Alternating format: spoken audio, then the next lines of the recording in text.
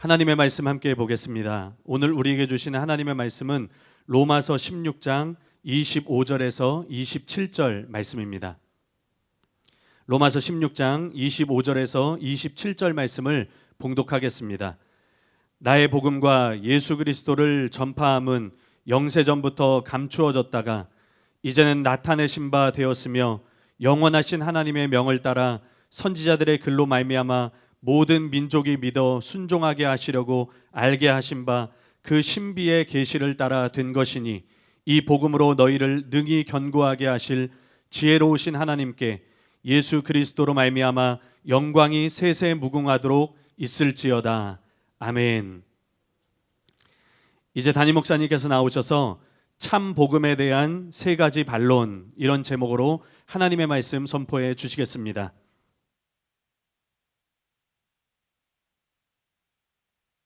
시간이 없어서 여러분에게 소개하지 못할 거라고 생각을 했는데 너무 감동적이기 때문에 감동적인 간증이라서 소개를 안 할 수가 없는 것 같아요.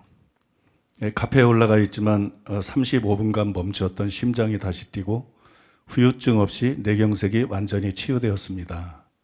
이 간증에 올라가 있는데 참 읽어보면 그 성도님의 믿음도 대단하고 그 얼마나 놀라운 간증인지 모릅니다.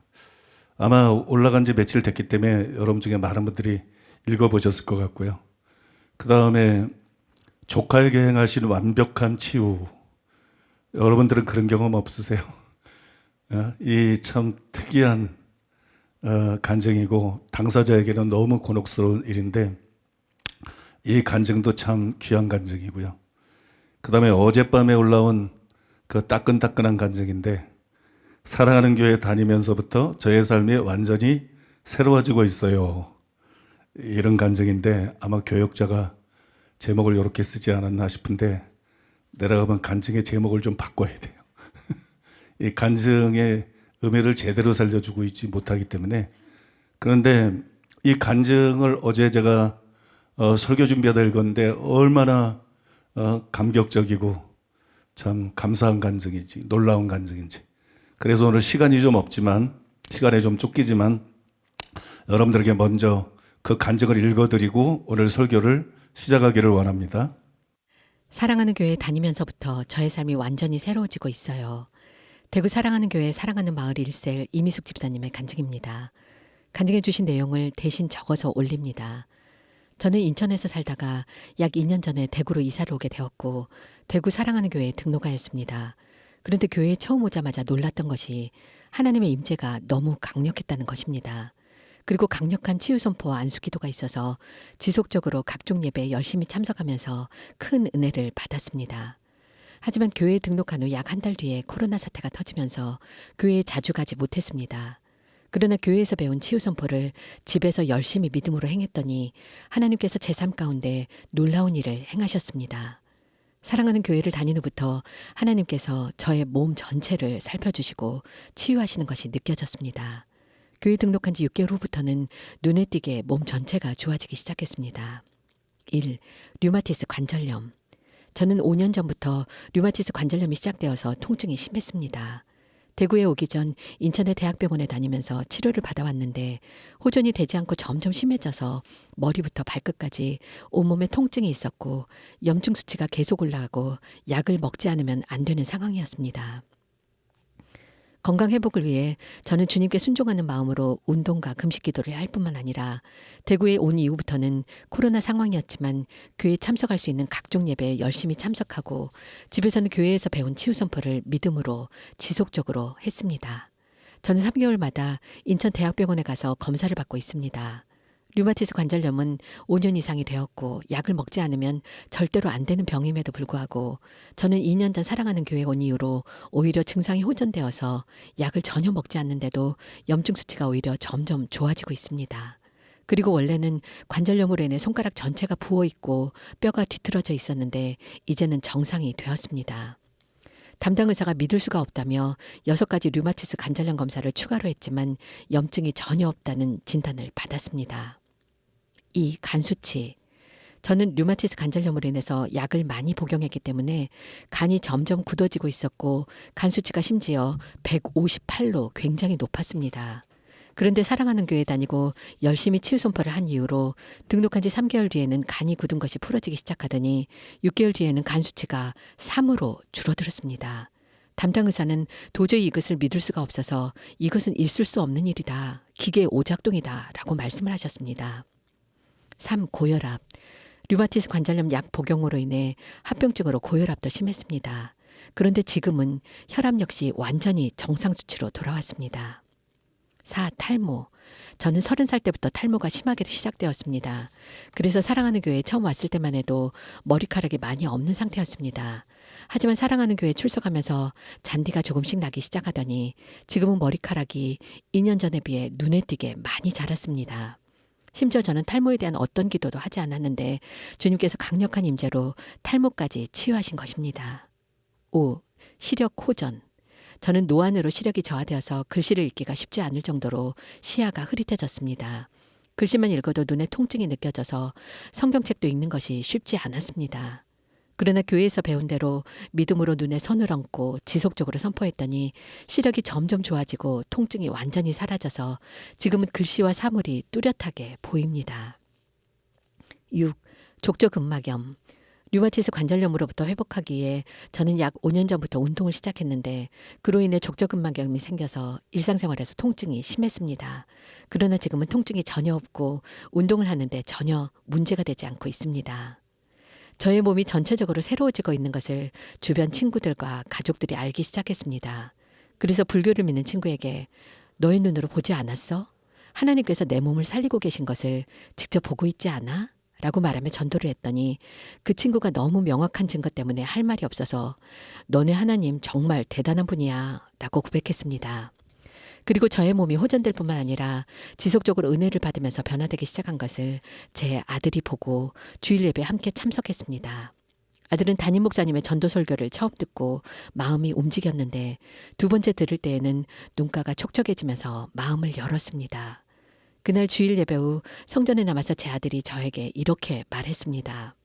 엄마, 제가 회개할 것이 있어요. 제가 엄마에게 거짓말을 했어요. 저는 사실 하나님을 떠난 지가 오래되었어요. 이제는 회개하고 돌아가고 싶어요. 기도하고 싶어요.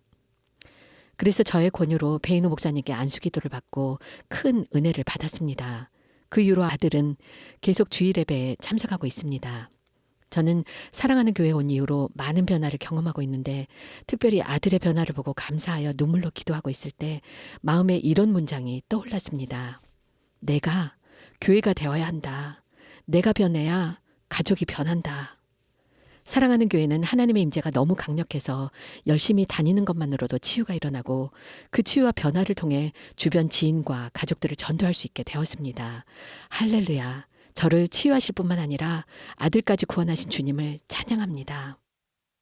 제가 하나님의 은혜로 여러 권의 책을 썼는데 제가 쓴 책 중에서 불신자들에게 제일 중요한 책은 이제 조만간 나오게 될 노후 준비보다 중요한 사후 준비 그 책이에요. 이 책은 영혼 구원을 위한 책입니다. 영혼 구원을 위해서 하나님께서 저에게 부어주신 책인데 설교를 해봐야 하는 게 아니라 하나님께서 설교를 부어주실 때 이미 알아요.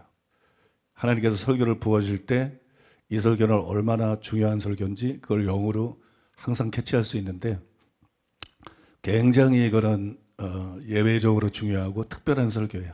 영혼을 구원하기 위해서 하나님께서 아주 전략적으로 계시적으로 부어진 메시지이기 때문에 그 말씀이 올 때부터 이 설교를 통해서 굉장히 많은 영혼들이 상상도 못할 많은 영혼들이 앞으로 구원받겠구나 그걸 알 수 있었고요. 그래서 이 책은 전도를 위해서 여러분 정말 적극적으로 사용하셔야 돼요. 그 다음에 신자들에게 제일 중요한 책은 아직 안 나왔는데 물론 산상수훈 책도 굉장히 중요하지만 나의 복음은 바울의 복음인가 그 책입니다. 로마서 그 시리즈 설교 기본적인 설교 나의 복음은 바울의 복음인가 이건데 이 설교가 저기 계시적으로 주어졌을 때에는 주어지는 그 순간부터 성령께서 예외적으로 강력하게 감동을 주시면서 이 책이 최고로 지금까지 쓴 책 중에서 가장 중요한 책이 될 것이다. 이 책이 지금까지 쓴 책 중에서 너의 대표작이 될 것이다. 이 책이 개신교를 바꿔놓을 수 있는, 개신교를 오륙 가운데서 건져낼 수 있는, 개신교를 종교개혁할 수 있는 그런 강력한 열쇠가 되는 책이 될 것이다. 이걸 분명히 가르쳐 주셨기 때문에 제가 이 책이 얼마나 중요한지를 너무나 잘 알고 있어요. 근데 이 설교는 끝났죠. 둘 다 설교가 끝났는데 먼저 로마서 설교가 끝났는데 설교는 끝났는데 원고가 아직 안 끝났어요. 그래서 책 원고가 아직 안 넘어갔어요. 왜냐면 그 뒤에도 보니까는 보완해야 될 것들이 계속 생각이 나더라고요.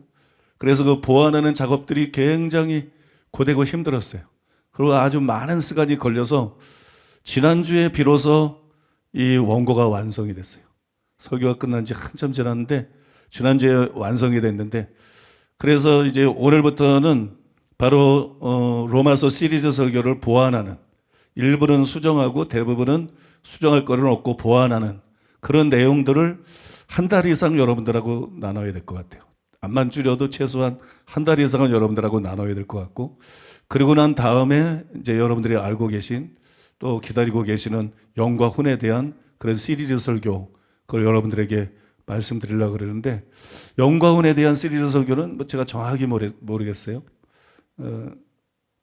지금 다른 설교들을 계속 준비를 했기 때문에 분량이 얼마인지도 다 잊어버렸는데, 빠르면 한 3개월, 4개월, 늦으면 한 6개월 정도 설명을 해야 돼요. 그래야 영과 혼에 대해서 여러분들에게 정확하게 다 규명하고 설명해 드릴 수 있는데, 그거는 초유의 설교이기 때문에 기독교 역사상 영과 혼이 정확하게 규명된 적은 아직 한 번도 없어요. 그러니까 이제 주석가들이나 학자들이나 이제 대부분의 목사들이 영과 혼이 자기가 뭔지를 알고 있다고 생각하는데 그거는 착각이에요. 성경을 제대로 해석하고 분별하지 못해서 잘못된 이론이 정설이 돼 있어요.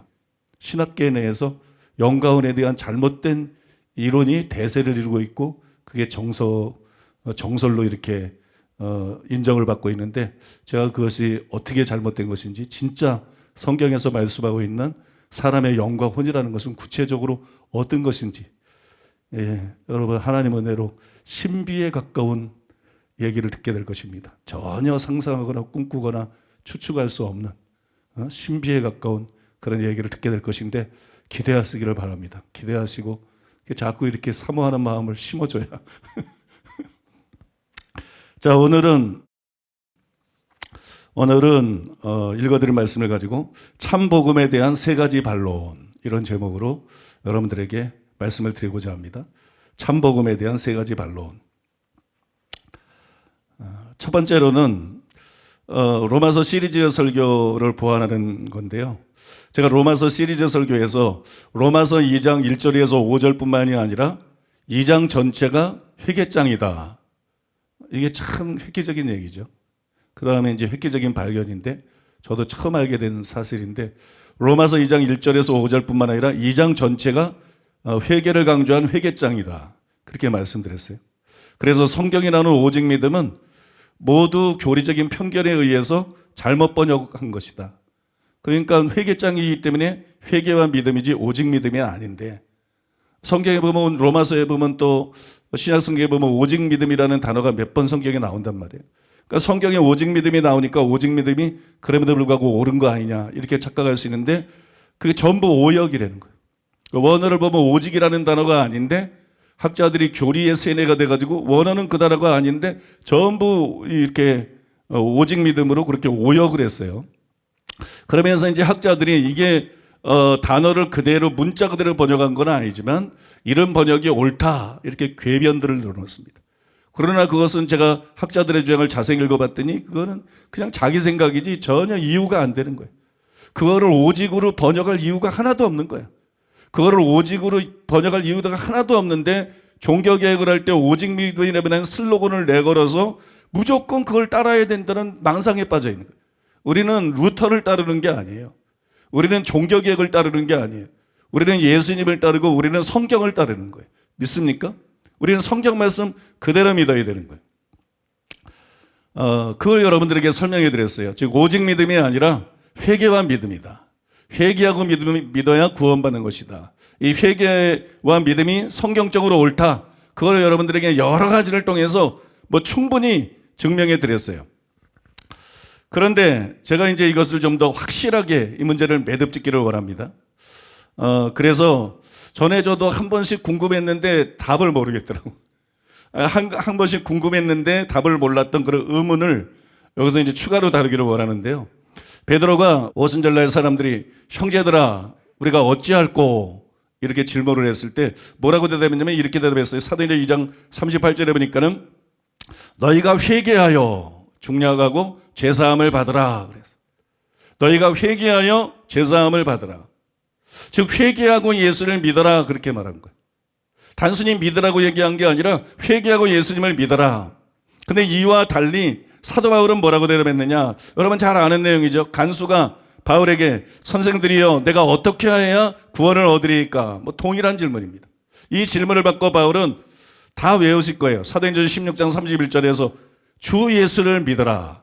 그리하면 너와 내 집이 구원을 얻으리라. 왜 회개하고 예수를 믿어라 그러지 않았을까? 회개와 믿음이 맞는데. 오직 믿음이 아닌데 왜 바울은 주 예수를 믿으라. 그러면 구원을 받는다. 이렇게 말했을까? 더구나 바울이 로마서에서 이렇게 썼어요. 로마서 10장 9절 10절에 보니까는 내가 만일 내 입으로 예수를 주로 시인하며 또 하나님께서 그를 죽은 자 가운데서 살리신 것을 내 마음에 믿으면 구원을 받으리라 이랬어요. 내 입으로 예수를 주로 시인하며 하나님이 예수님을 다시 살리신 것을 마음에 믿으면 구원을 얻으리라. 이 오직 믿음 같잖아요. 그죠? 그래서 여러분 의문이 생기는 거예요. 오직 믿음이 아닌데 바울이 왜 이렇게 말을 했을까?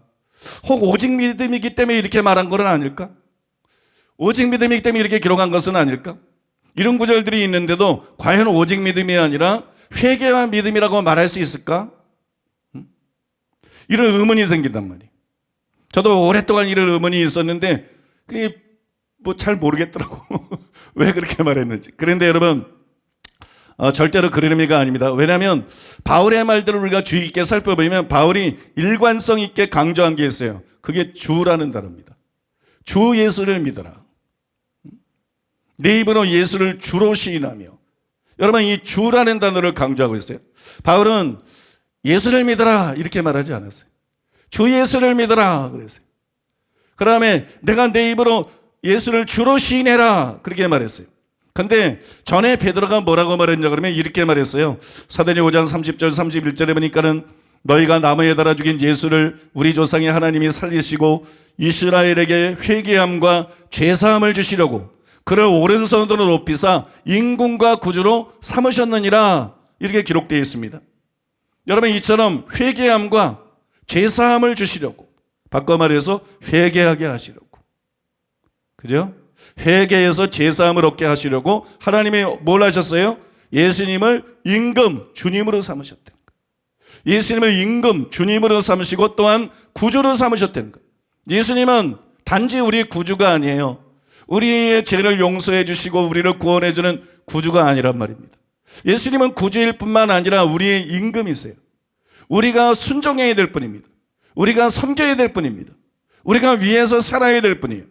그래서 여러분 예수님의 임금이시기 때문에 반드시 회개가 필요한 것이에요. 예수님을 나의 주님으로 인정하려면 회개하지만 안 되죠. 왜냐하면 전에는 내가 주인이었어요. 근데 이제 예수님을 주님으로 인정하면 주인이 바뀌었어요. 그러니까 내가 살던 대로 살 수가 없어요. 이전 그대로 살 수가 없어요. 이제는 주인의 뜻대로 살아야 돼요. 믿습니까? 그렇게 하려면 어떻게 해야 돼요? 당연히 회개해야 되는 거죠. 그래서 이 바울의 말에는 회개가 전제되어 있다는 거예요. 주 예수를 믿으라. 내 입으로 예수를 주로 시인하며 이 말 안에 회개라는 단어가 없어도 회개가 당연히 전제되어 있음을 우리가 성경을 통해서 알 수가 있습니다. 또 여러분 사도행전 16장 31절은 바울의 그 다음 장인 17장 31절에서 회개를 강조를 했고 또 20장 21절에서는 회개와 믿음을 증거했다. 자신이 전한 복음을 그렇게 요약을 했어요. 나는 하나님께 대한 회개와 우리 주 예수에 대한 믿음을 증거했다. 하나님 앞에 회개라 정의제를. 그 다음에 예수님을 믿어라. 이 두 가지를 증거했다는 거예요. 복음을 전할 때 이렇게 전했다는 거예요. 여기에 비추어 볼 때 회개를 배제한 것으로 볼 수가 없다는 거예요.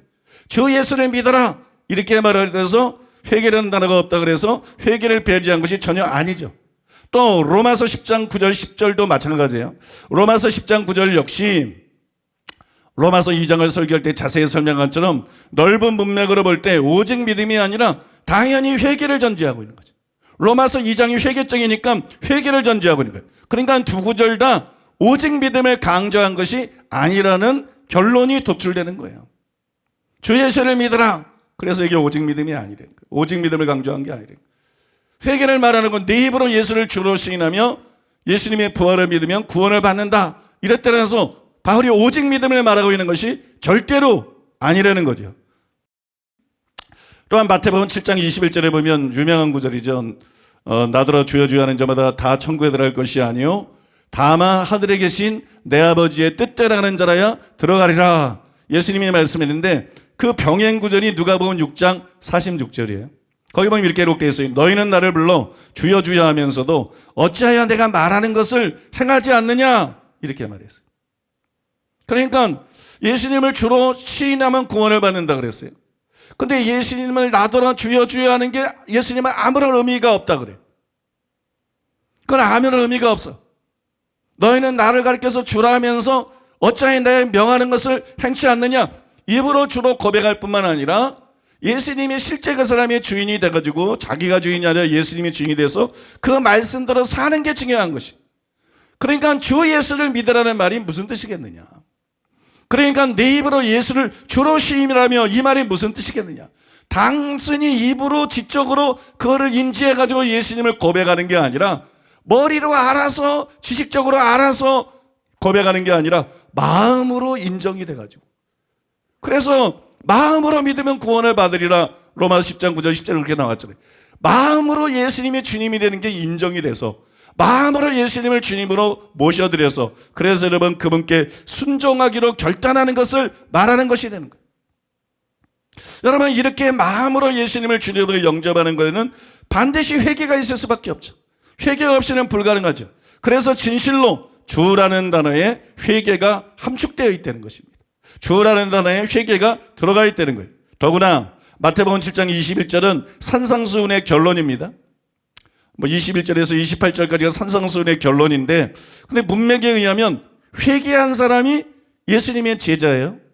그리고 그 예수님의 제자가 팔복의 사람. 즉 회개한 사람만이 팔복의 사람. 팔복의 사람이 하늘에서 뚝 떨어지는 게 아니에요. 예수님이 복이 있다는 사람이 하늘에서 뚝 떨어진 게 아니에요. 이 사람은 예수님이 4장 17절에서 회개하라 그랬을 때 그 예수님의 말씀을 받아들인 사람들이 예수님의 제자가 된 것이고 그 제자들의 특성을 예수님이 팔복으로 묘사를 한 것입니다. 그러니까 팔복의 사람은 누구냐? 회개한 사람들. 그럼 제자는 누구냐? 그냥 오늘날의 그리스도인이라는 개념인데 회개한 사람이에요. 또 회개하고 예수님의 제자가 된 사람들이 서기관과 바리새인보다 나은 을을 갖고 살아가고 서기관과 바리새인보다 나은 을을 갖고 살아가는 것이 바로 21절에서 말한 아버지의 뜻대로 행하는 것이 율법을 통해서 아버지의 뜻이 뭔지를 보여줬는데 예수님이 율법의 각 계명의 의미가 무엇인지를 드러냈는데 그거를 지키는 게 서기관과 바리새인보다 나은 의잖아요. 성령을 힘입어서 믿습니까? 그게 아버지의 뜻대로 하는 자예요. 그러니까 입으로만 예수님을 주라고 하는 게 아니라 실제로 예수님을 주님으로 영접해서 아버지의 뜻대로 하는 사람들이 누구냐? 단순히 믿는 자가 아니라는 말이지. 단순히 믿는 자가 아니고 회개하고 믿는 자들이래. 성경을 이렇게 분석해보면 이게 전부 회개하고 믿는 사람이. 그러니까 바울의 말들은 절대 회개가 필요 없고 믿기만 하면 된다. 오직 믿음에 근거한 말이 아닌 거죠. 두 구절 다 복음의 요구를 자세히 설명한 게 아니라 요약한 것이. 주 예수를 믿어라. 내가 내 입으로 예수를 주로 시인하며 복음을 자세히 설명한 게 아니에요. 이건 다 요약한 것이. 요약한 것이라서 그렇게 말했을 뿐이지 그 안에 회개가 당연히 함축되어 있다는 것입니다. 그러니까 여러분 다시 말하지만 절대로 오직 믿음이 아니에요. 루터에게 속지 마세요. 개신교 교리 자체에 속지 마세요. 개신교가 인정하는 우리 모두가 인정하는 성경 말씀을 붙잡아야 됩니다. 믿습니까? 그 성경이 진짜 뭘 말하느냐가 중요한 것입니다. 루터가 뭘 말하느냐, 장로교가 뭘 말하느냐, 교수들이 뭐라고 말하느냐, 목사들이 뭐라고 말하느냐, 그들은 하나님이 아니에요. 그들은 우리의 주님이 아니에요. 믿습니까? 그래서 여러분, 우리가 정말 따라야 될 것은 하나님의 말씀인 성경 말씀을 따라야 되고, 성경 말씀이 그대로 말하는 그대로 믿고 거기에 입각해서 신앙생활을 해야 될 줄로 믿습니다. 여러분, 절대로 오직 믿음이 아닙니다. 오직 믿음이라는 단어는 기독교에서 사라져야 되는 단어예요. 개신교에서 뿌리 뽑아야 되는 단어예요. 성경을 보십시오. 분명히 회개하고 복음을 믿으라고 말했기 때문에 오직 믿음이 아니라 회개와 믿음이고, 우리는 회개하고 예수님을 인구가 구주로 모셔드림으로 말미암아 명목사가 신장에 다지 말고, 교회 안에 얼마나 이 잘못된 교리 때문에 명목상의 신자가 많은지. 목사인데 기독교인이 아니야. 실제로는 구원받은 사람이 아니야. 그런 목사가 천지야. 장로 권사인데 기독교인이 아니야. 그냥 기독교라는 종교를 믿는 종교일 뿐이야. 회개하지 않았어. 죄에서 돌이키지 않았어. 예수님이 그의 주인이 아니야. 불신자와 마찬가지로 여전히 자기가 삶의 주인이야. 이런 사람들이 교회 안에 너무 많다고요. 그래서 교회 안에서도 지옥 가는 사람들이 너무 많다고요. 이게 오직 믿음이 가져온 폐단이라고요. 그래서 우리는 오직 믿음이 아니라 회개와 믿음이라는 것을 확실히 깨닫고 믿어야 될 줄로 믿습니다. 두 번째로, 또 저는 로마서 시리즈 설교에서 로마서를 3장에서 5장, 6장에서 8장으로 구분을 하고, 전자는 율법주의에 대항해서 복음을 변호하고 설명하고, 후자는 무율법주의에 대항해서 복음을 변호하고 설명한 것이다. 그래서 앞에서는 율법행위로는 의롭다 말할 수 없고, 하나님의 은혜와 믿음으로 구원받는다는 것, 이 하나님의 은혜와 믿음을 강조를 했고, 여러분 뒤에 6장이나 8장에서는 순종의 필요성과 버림받을 수 있는 위험에 대해서 경고를 했다는 것을 지적해 드렸어요. 실제 로마서에 그렇게 기록이 되어 있죠. 그런데 종교개혁자들은 3장에서 5장 앞부분에서만 기초해가지고 칭의의 교리를 만들어내는 실수를 저지르고 이게 복음이다 이렇게 과장을 해버렸다는 거예요. 그러니까 율법행위로는 우리가 절대로 구원받을 수 없어. 인간이 선행으로는 절대로 구원받을 수 없어. 구원받으려면 반드시 구원을 하나님의 은혜로 받는 거야. 다 맞는 말이죠. 구원은 믿음으로 받는 거야. 이게 복음으로 끝나버린 거야. 그러니까 이러면 당신은 구원받은 사람은 천국 가. 구원의 확신을 가져. 이렇게 돼버렸다는 거예요. 근데 뒤에 있는 거는 그거는 무시를 해버린 거예요. 순종의 절대적인 필요성. 그 다음에 순종하지 않고 죄 가운데 살면 구원받은 사람이라도 버림받아 지옥 간다고 나와 있는 세 번이나 6장에 8장에 사도 바울이 경고한 그 버림받는 위험성에 대한 경고. 이거는 칼빈의 교리로 잘못된 교리로 쌍궁개버리고, 그죠? 그냥 율법의 행위 막 그러면서 믿음에 따른 행함까지도 싸잡아서 막 공격하는 광기를 나타내고, 이거 정말 이 개신교에 이런 광기가 있거든. 광기. 이 잘못된. 그러고 난 다음에 그냥 믿기만 하면 고백해봐. 부활한 거 대봐. 당신 구원받아서 이제 지옥 가긴 틀렸어. 아니, 나는 그렇게 말하는 목사부터 지옥 갈 확률이 너무 많은 것 같은데. 사랑하는 여러분, 이런 영적인 사기를 교회들이 무지해서 행하고 있는 현실이라는 거예요. 너무나 많은 교회들이 영혼을 상대로, 가장 중요한 영혼 구원을 상대로 이런 영적인 어떤 사기극을 행하고 있다는 것이에요. 그래서 여러분, 그거는 진정한 복음이 아니다. 루터가 말하고 칼빈이 주장하는 이것은 진정한 복음이 아니다. 루터가 회개는 말하지 않고 믿음만 강조하면서 오직 믿음. 칼빈이 그 다음에 한 번 구원은 영원한 구원이다 그래서 순종의 절대적인 필요성과 사도 바울이 로마서 6장에서 8장에서 말한 구원받은 사람도 버림받을 수 있다는 이 명백한 위험, 이 경고를 무시해버리는 이런 사람의 계명. 이거는 바른 복음이 아니다.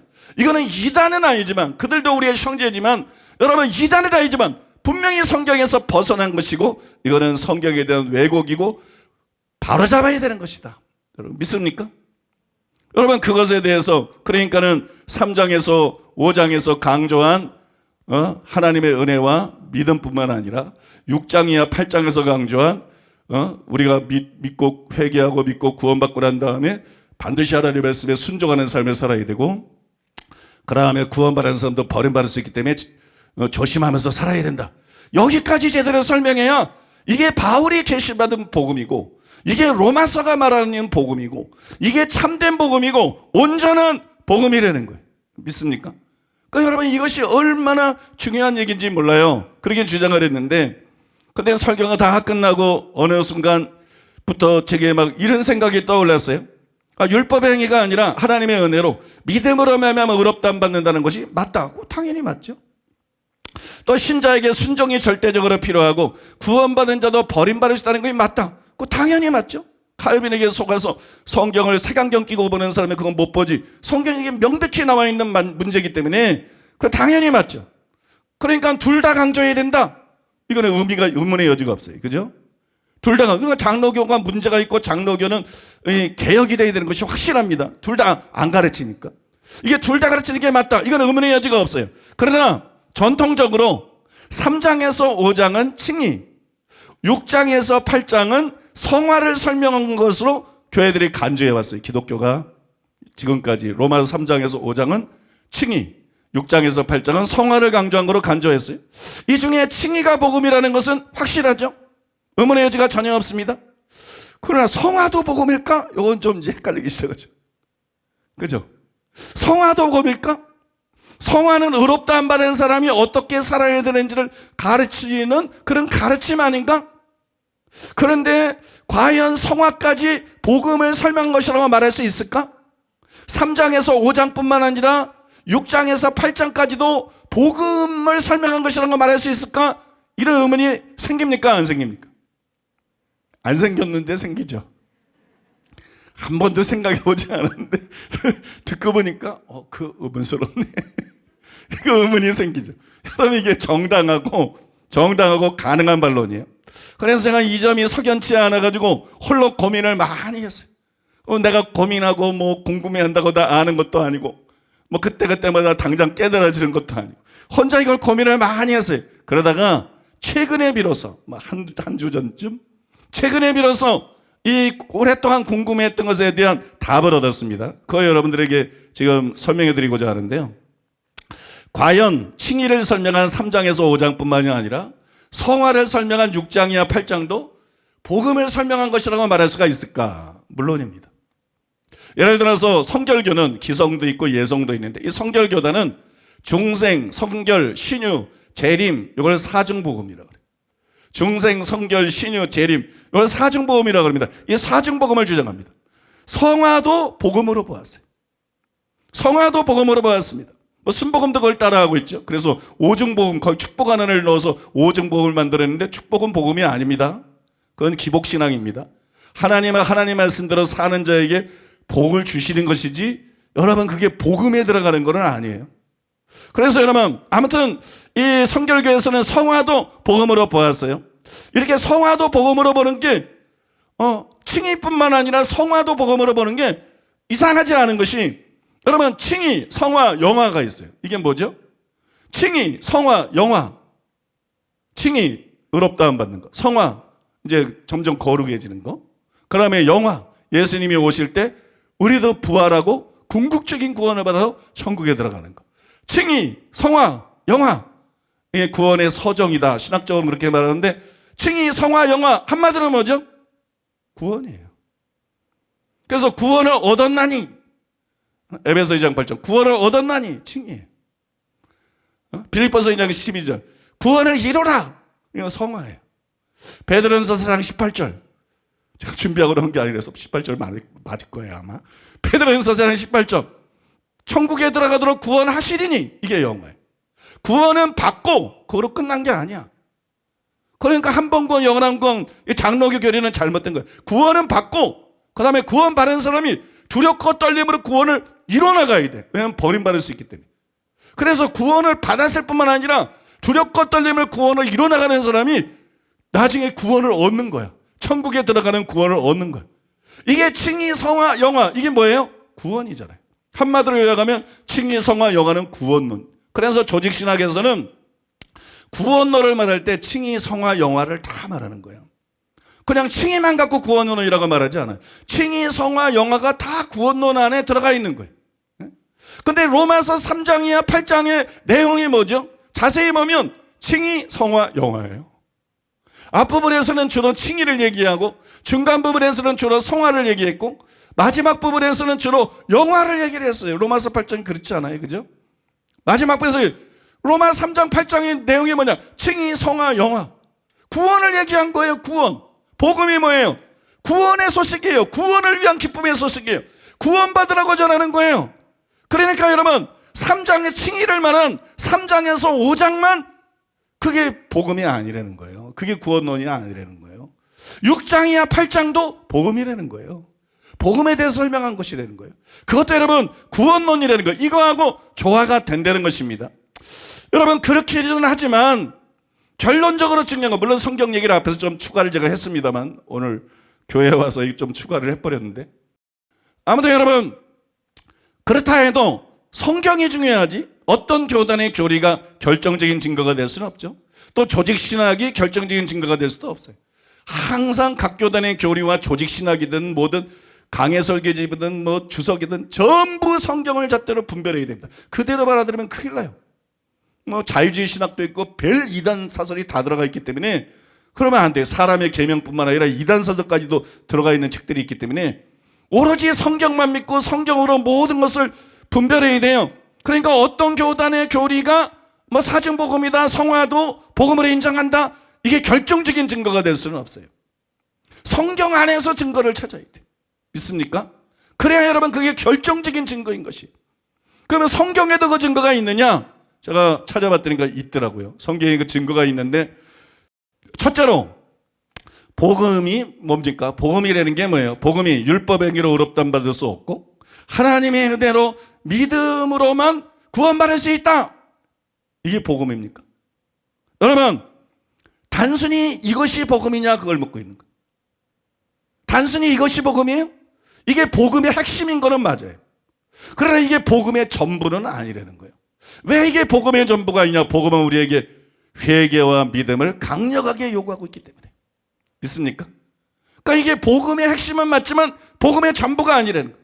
복음은 우리에게 회개와 믿음을 강력하게 요구합니다. 회개가 뭐예요? 자기 죄를 버리고 말씀대로 살기로 결단하는 거 아닙니다. 또 여러분 믿음은 뭐예요? 예수님을 인군과 구주로 모셔드리고 십자가 보혈 공로를 의지할 뿐만 아니라 주님 뜻대로 살기로 결단하는 거 아닙니까? 그게 회개와 믿음이에요. 그래서 자연스럽게 6장이야 8장에서 강조한 순종의 필요성이 이 회개와 믿음에서 대두가 된다는 거예요. 또한 여러분 자연스럽게 버림받을 위험이 제기가 된다는 거예요. 순종이 필요한데 순종하는 사람도 있고 순종 안 하는 사람도 있으니까. 그러니까 여러분 버림받을 위험성이 여기서 자연스럽게 제기가 된다는 거예요. 그러면 여러분 이것들도 복음 진리의 일부임이 틀림없다는 것입니다. 그래서 여러분 성경에 다음과 같은 구절이 있는 거예요. 빌립보서 1장 27절에 보니까 오직 너희는 그리스도의 복음에 합당하게 생활하라. 복음은 단순히 우리가 믿어야 되는 게 아니야. 복음은 단순히 우리가 믿어야 되는 대상이 아니고 복음은 또한 살아내야 될 대상이야. 복음에 합당하게 생활해야 되는 거야. 여러분 믿습니까? 그냥 믿고 의롭다함 받는 거 이것만 복음이 아니라는 거예요. 복음은 우리가 순종하고 그죠? 버림받을까 두려워 순종하고 살아가는 이것도 여러분 복음과 관계된 것이고 틀림없이 구원과 관계된 거예요. 두 번째로는 로마서 2장 16절에 보면 이런 말씀이 있습니다. 곧 나의 복음에 이른 바와 같이 하나님이 예수 그리스도로 말미암아 사람들의 은밀한 것을 심판하시는 그날이라. 여러분 이 구절들은 사람들의 은밀한 것을 심판하신다. 이 표현을 볼 때 행위 심판에 대한 설명이죠. 하나님이 심판하는데 너 신앙 고백해봐. 그럼 너 구원의 확신이 있어? 그럼 너 천국 가. 너 교회 다녀? 너 천국 가. 하나님께서 심판하는데 어떻게 심판하느냐? 사람들의 은밀한 것을 심판한다. 그러니까 하나님의 심판은 행위 심판이라는 거예요. 그런데 여러분 이 행위 심판을 말하면서 사도 바울이 뭐라 그러냐? 나의 복음이라고 말하고 있다. 나의 복음. 그러니까 복음에 행위 심판이 포함되어 있다는 거예요. 복음이라는 게 율법 행위로 구원받을 수 없어. 오직 하나님의 은혜로 구원받아. 믿어야 구원받아. 그러니까 너 믿기만 하면 천국 가. 이런 거 아니라는 거예요. 복음은 반드시 회개를 요구한다는 거예요. 내 죄를 버리고 이제 하나님 말씀대로 살아라. 복음은 예수님의 피를 의지할 뿐 아니라 예수님을 주인으로 시인하고 고백하고 영접한 걸 요구한다는 거예요. 여러분 믿습니까? 그래서 여러분 복음은 이 복음에 나타난 심판, 그러니까 믿는 자들이 받을 심판도 너 믿었어? 신앙 고백해봐 이러고 천국 지옥 보내는 게 아니고 너 진짜로 회개해서 이렇게 묻는 거예요. 너 진짜로 회개했어? 너 진짜로 믿었어? 너 입으로만 주여 주여 한 거 아니야? 너 정말 마음으로 예수님을 주님으로 영접했어? 그래서 그 다음에 완벽하진 않아도 하나님 말씀대로 사는 산상수훈에 의하면 서기관과 바리새인보다 나은 을을 가지고 살아가는 그런 삶을 살았어? 이렇게 묻는다는 거예요. 그래서 예수님이 나더러 주여 주여 하는 자마다 천국에 다 들어갈 것이 아니요 다만 오직이라는 거지. 오직 하늘에 계신 내 아버지의 뜻대로 하는 자라야 천국에 들어갈 수 있다. 이렇게 말씀하신 거라고요. 예수님이 말씀하신 그대로라는 것이에요. 여러분 믿습니까? 절대로 교리에 속지 마세요. 절대 칼빈에게 속지 말고 절대 루터에게 속지 마세요. 여러분 예수님이 말씀한 그대로라는 거예요. 행위심판이라는 거예요. 제가 전에 다이아몬드 같은 진리나 능력으로 관통되는 복음을 설교할 때 말한 것처럼 그것이 복음의 기초입니다. 그것이 칭의의 터예요. 여러분 행위심판에 대한 것은 로마서 2장 6절 이하 11절에 자세히 기록되어 있습니다. 그런데 그것은 회개하거나 회개하지 않은 사람들의 종말에 대해서 쓴 것이에요. 칭의의 교리의 기초를 설명하고자 한 것은 아닙니다. 그럼에도 불구하고 마른학자들이 이구동성으로 주장하고 있는 것처럼 행위심판이 칭의의 교리의 기초인 것은 틀림없는 사실이에요. 그러므로 칭의의 교리를 반드시 행위심판의 터 위에서 해석하고 설명해야 돼요. 여러분 칭의의 교리는 만든 거지만 칭의의 교리가 결과가 내가 말씀대로 살든지 안 살든지 은혜로 받는 거니까, 내가 말씀대로 살든지 안 살든지 믿음으로 받는 거니까 천국 갈 수 있어. 이건 가짜라는 거예요. 이건 성경이 말하는 복음이 아니라는 거예요. 그게 진짜면 예수님이 가짜가 돼. 아버지의 뜻대로 자리에 들어가리라. 예수님은 산상수훈의 대표적인 설교를 통해서 결론을 딱 열었는데 예수님의 결론하고 다른 결론을 신학자들이 많이 내리고 있다고. 지금 목사들이 부흥사들이 이건 가짜라는 거야. 그 사람은 진실할 수 있어도 그 사람의 설교는 비성경적인 것이고 잘못된 것이라는 거예요. 여러분 깨달으셔야 돼요. 믿습니까? 복음은 반드시 집이 터 위에 지어져야 되는 것처럼, 터를 벗어나면 안 되는 것처럼 행위 심판을 훼손하지 않는 그 터 위에서 은혜를 말하든 믿음을 말하든 의롭다함을 말하든 행위 심판이 절대로 파괴되지 않는, 왜냐하면 결국 우리가 믿든지 우리가 하나님의 은혜로 구원을 받든지 우리가 뭐 어떻게 되든지 결국 하나님의 심판은 바울이 말한 것처럼 행위 심판인 것이. 여러분 믿습니까? 왜냐하면 진짜 회개했으면 행위가 달라질 거니까, 진짜 믿었으면 행위가 달라질 거니까, 행위로 구원받는다는 말이 아니라 진짜 거듭났으면 그 열매가 달라질 거니까. 그래서 하나님의 심판은 진짜와 가짜를 가리는 것이기 때문에 양과 염소를 가르고, 그죠? 미련한 처녀와 슬기로운 처녀를 가르고, 아무튼 성경에 뭐 알곡과 쭉정을 다니고, 그러니까 진짜와 가짜를 다루는 게 심판이잖아요. 여러 가지를 말할 수 있잖아. 진짜와 가짜를 다루는 게 심판이기 때문에 하나님의 심판은 행위 심판이라는 거예요. 그건 내가 진짜 회개하고 말씀대로 살아야 되는 거고, 내가 진짜 믿고 하나님 말씀대로 살아야 되고, 칼빈에게 속지 말고 구원받는 자도 버림받을 수도 있다는 걸 깨닫고 바울처럼 두려워하는 마음으로 자기 몸을 쳐서 복전시켜서 육신의 정력, 안목의 정력, 이성의 자랑이 아니라 아버지의 뜻대로 사는 자만이 결국 여러분 천국에 들어가는 것입니다. 그래서 이 행위 심판을 절대로 파괴하면 안 된다고. 제가 항상 입버릇처럼 강조한 것처럼 행위 구원은 이단이지만 행위 심판은 정통이에요. 한기총에서 기자들을 다 모아놓고 있을 때 이 CBS가 정말 CBS잖아요. 이 CBS 기자가 나한테 질문을 하는데 그냥 어떻게든 그냥 이단 사냥꾼들 역량 때문에 꼬투리를 잡아서 매도하려고 하는데, 이게 내가 그래서 지금 무슨 소리 하는 거냐? 그게 무슨 내가 말한 거냐? 응? 행위 구원은 이단이지만 행위 심판은 정통결이다. 못 알아먹어. 그는 이런 기본적인 것도 모르면서 나한테 무슨 질문을 한다는 거냐? 책 좀 읽어라. 그랬더니 기자들이 그냥 속이 뒤틀리는지 뭐 어쩌고 저쩌고 막 그래. 아니 뭐 우리가 어떻게, 아니 기자는 신앙인들 아니냐?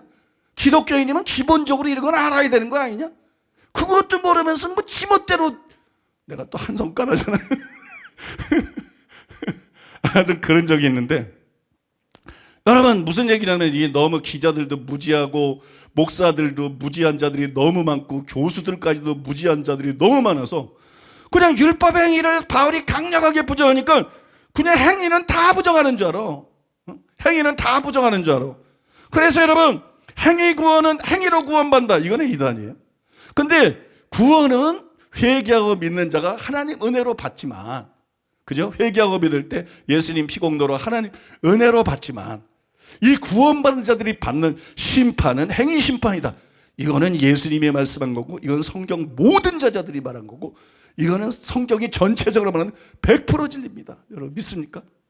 심판은 행위 심판이기 때문에 난 믿는다 신앙 고백하고 주여 주여 하고 구원의 확신 받고 이지다면 안 되는 거고, 교회만 다니고 이지다면 안 되는 거고, 믿습니까?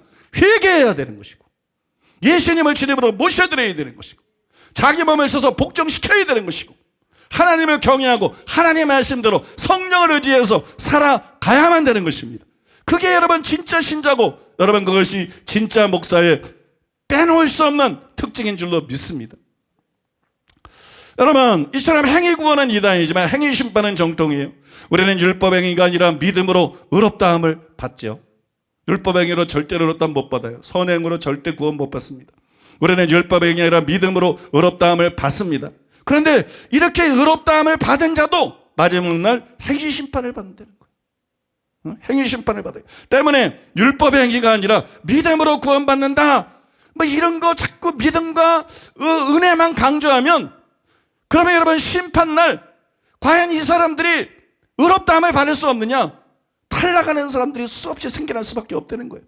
루터의 교리, 칼빈의 교리로는 구원받는 사람도 나오지만 믿는다 그랬는데도 탈락해서 지옥 가는 사람이 나올 수밖에 없는 구조라는 거예요. 왜냐하면 의롭다함 받은 사람들이 자동적으로 하나님 말씀대로 살게 되냐? 그러면 6장이야 8장에서 사도 바울이 순종을 그렇게 강조할 필요가 한 개도 없어요. 자동적으로 살게 되는데 뭘 수동으로 자꾸 뭘 하려고 그래.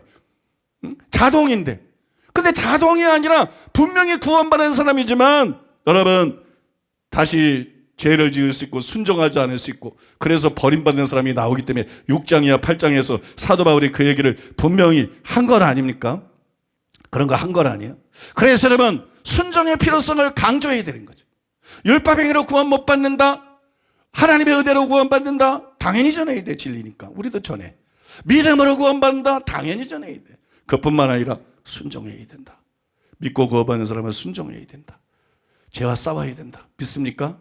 성령 받아야 된다. 성령을 의지해야 된다. 하나님 말씀대로 살아야 된다. 응? 마음이 청결한 자가 돼야 된다. 절대 거짓말쟁이가 되면 안 된다. 거짓말쟁이 목사들도 너무 많아. 이 교계에 보면 난 너무 많이 겪어서 나는 겪은 얘기를 하는 거야. 거짓말쟁이 목사들 너무 많아. 이거 다 지옥 갑니다. 그건 목사가 아니야. 거짓말쟁이 기독교인은 없어. 거짓말쟁이 목사도 없어. 그래서 예수님 말씀이 딱 나오고, 이게 뭐 더 말하면 계시록에도 나오고 수없이 나오기 때문에 거짓말하는 자는 둘째 사망 지옥불에 던져진다. 계시록에도 분명히 나오고. 그러니까 여러분 순종의 중요성을 강조하고 버림받을 수 있는 위험을 경고해야 되는 거예요. 믿음만 강조하고 은혜만 강조하고 그러면 안 되고, 그것도 강조하고 바울이 다 했으니까 바울이 한 것처럼 순종의 필요성도 강조하고 버림받을 위험성도 경고하고, 그래야 더 많은 사람들이 심판날 버림받지 않고 의롭다함 받고 궁극적인 구원을 받을 수가 있다는 것입니다. 그래서 여러분 바울은 복음을 전할 때 하나님 은혜만 강조하지 않았어요. 여러분 오늘날 설교자들처럼 믿음만 강조하지 않았어요. 바울은 순종의 필요성, 버림받을 위험성을 함께 강조했어요. 그게 여러분 다음 성경 구절에 분명하게 나타나 있습니다. 사도행전 24장 24절로 25절. 수일 후에 벨릭스가 그 안에 유대 여자 드루실라와 함께 와서 바울을 불러 그리스도 예수 믿는 도를 듣거늘 바울이 의와 절제와 장차 오는 심판을 강론하니 벨릭스가 두려워하여 대답하되 지금은 가라. 내가 틈이 있으면 너를 부르리라 하고. 여기 보니까는 바울이 불신자인 벨릭스에게, 신자가 신방 간 거 아니에요?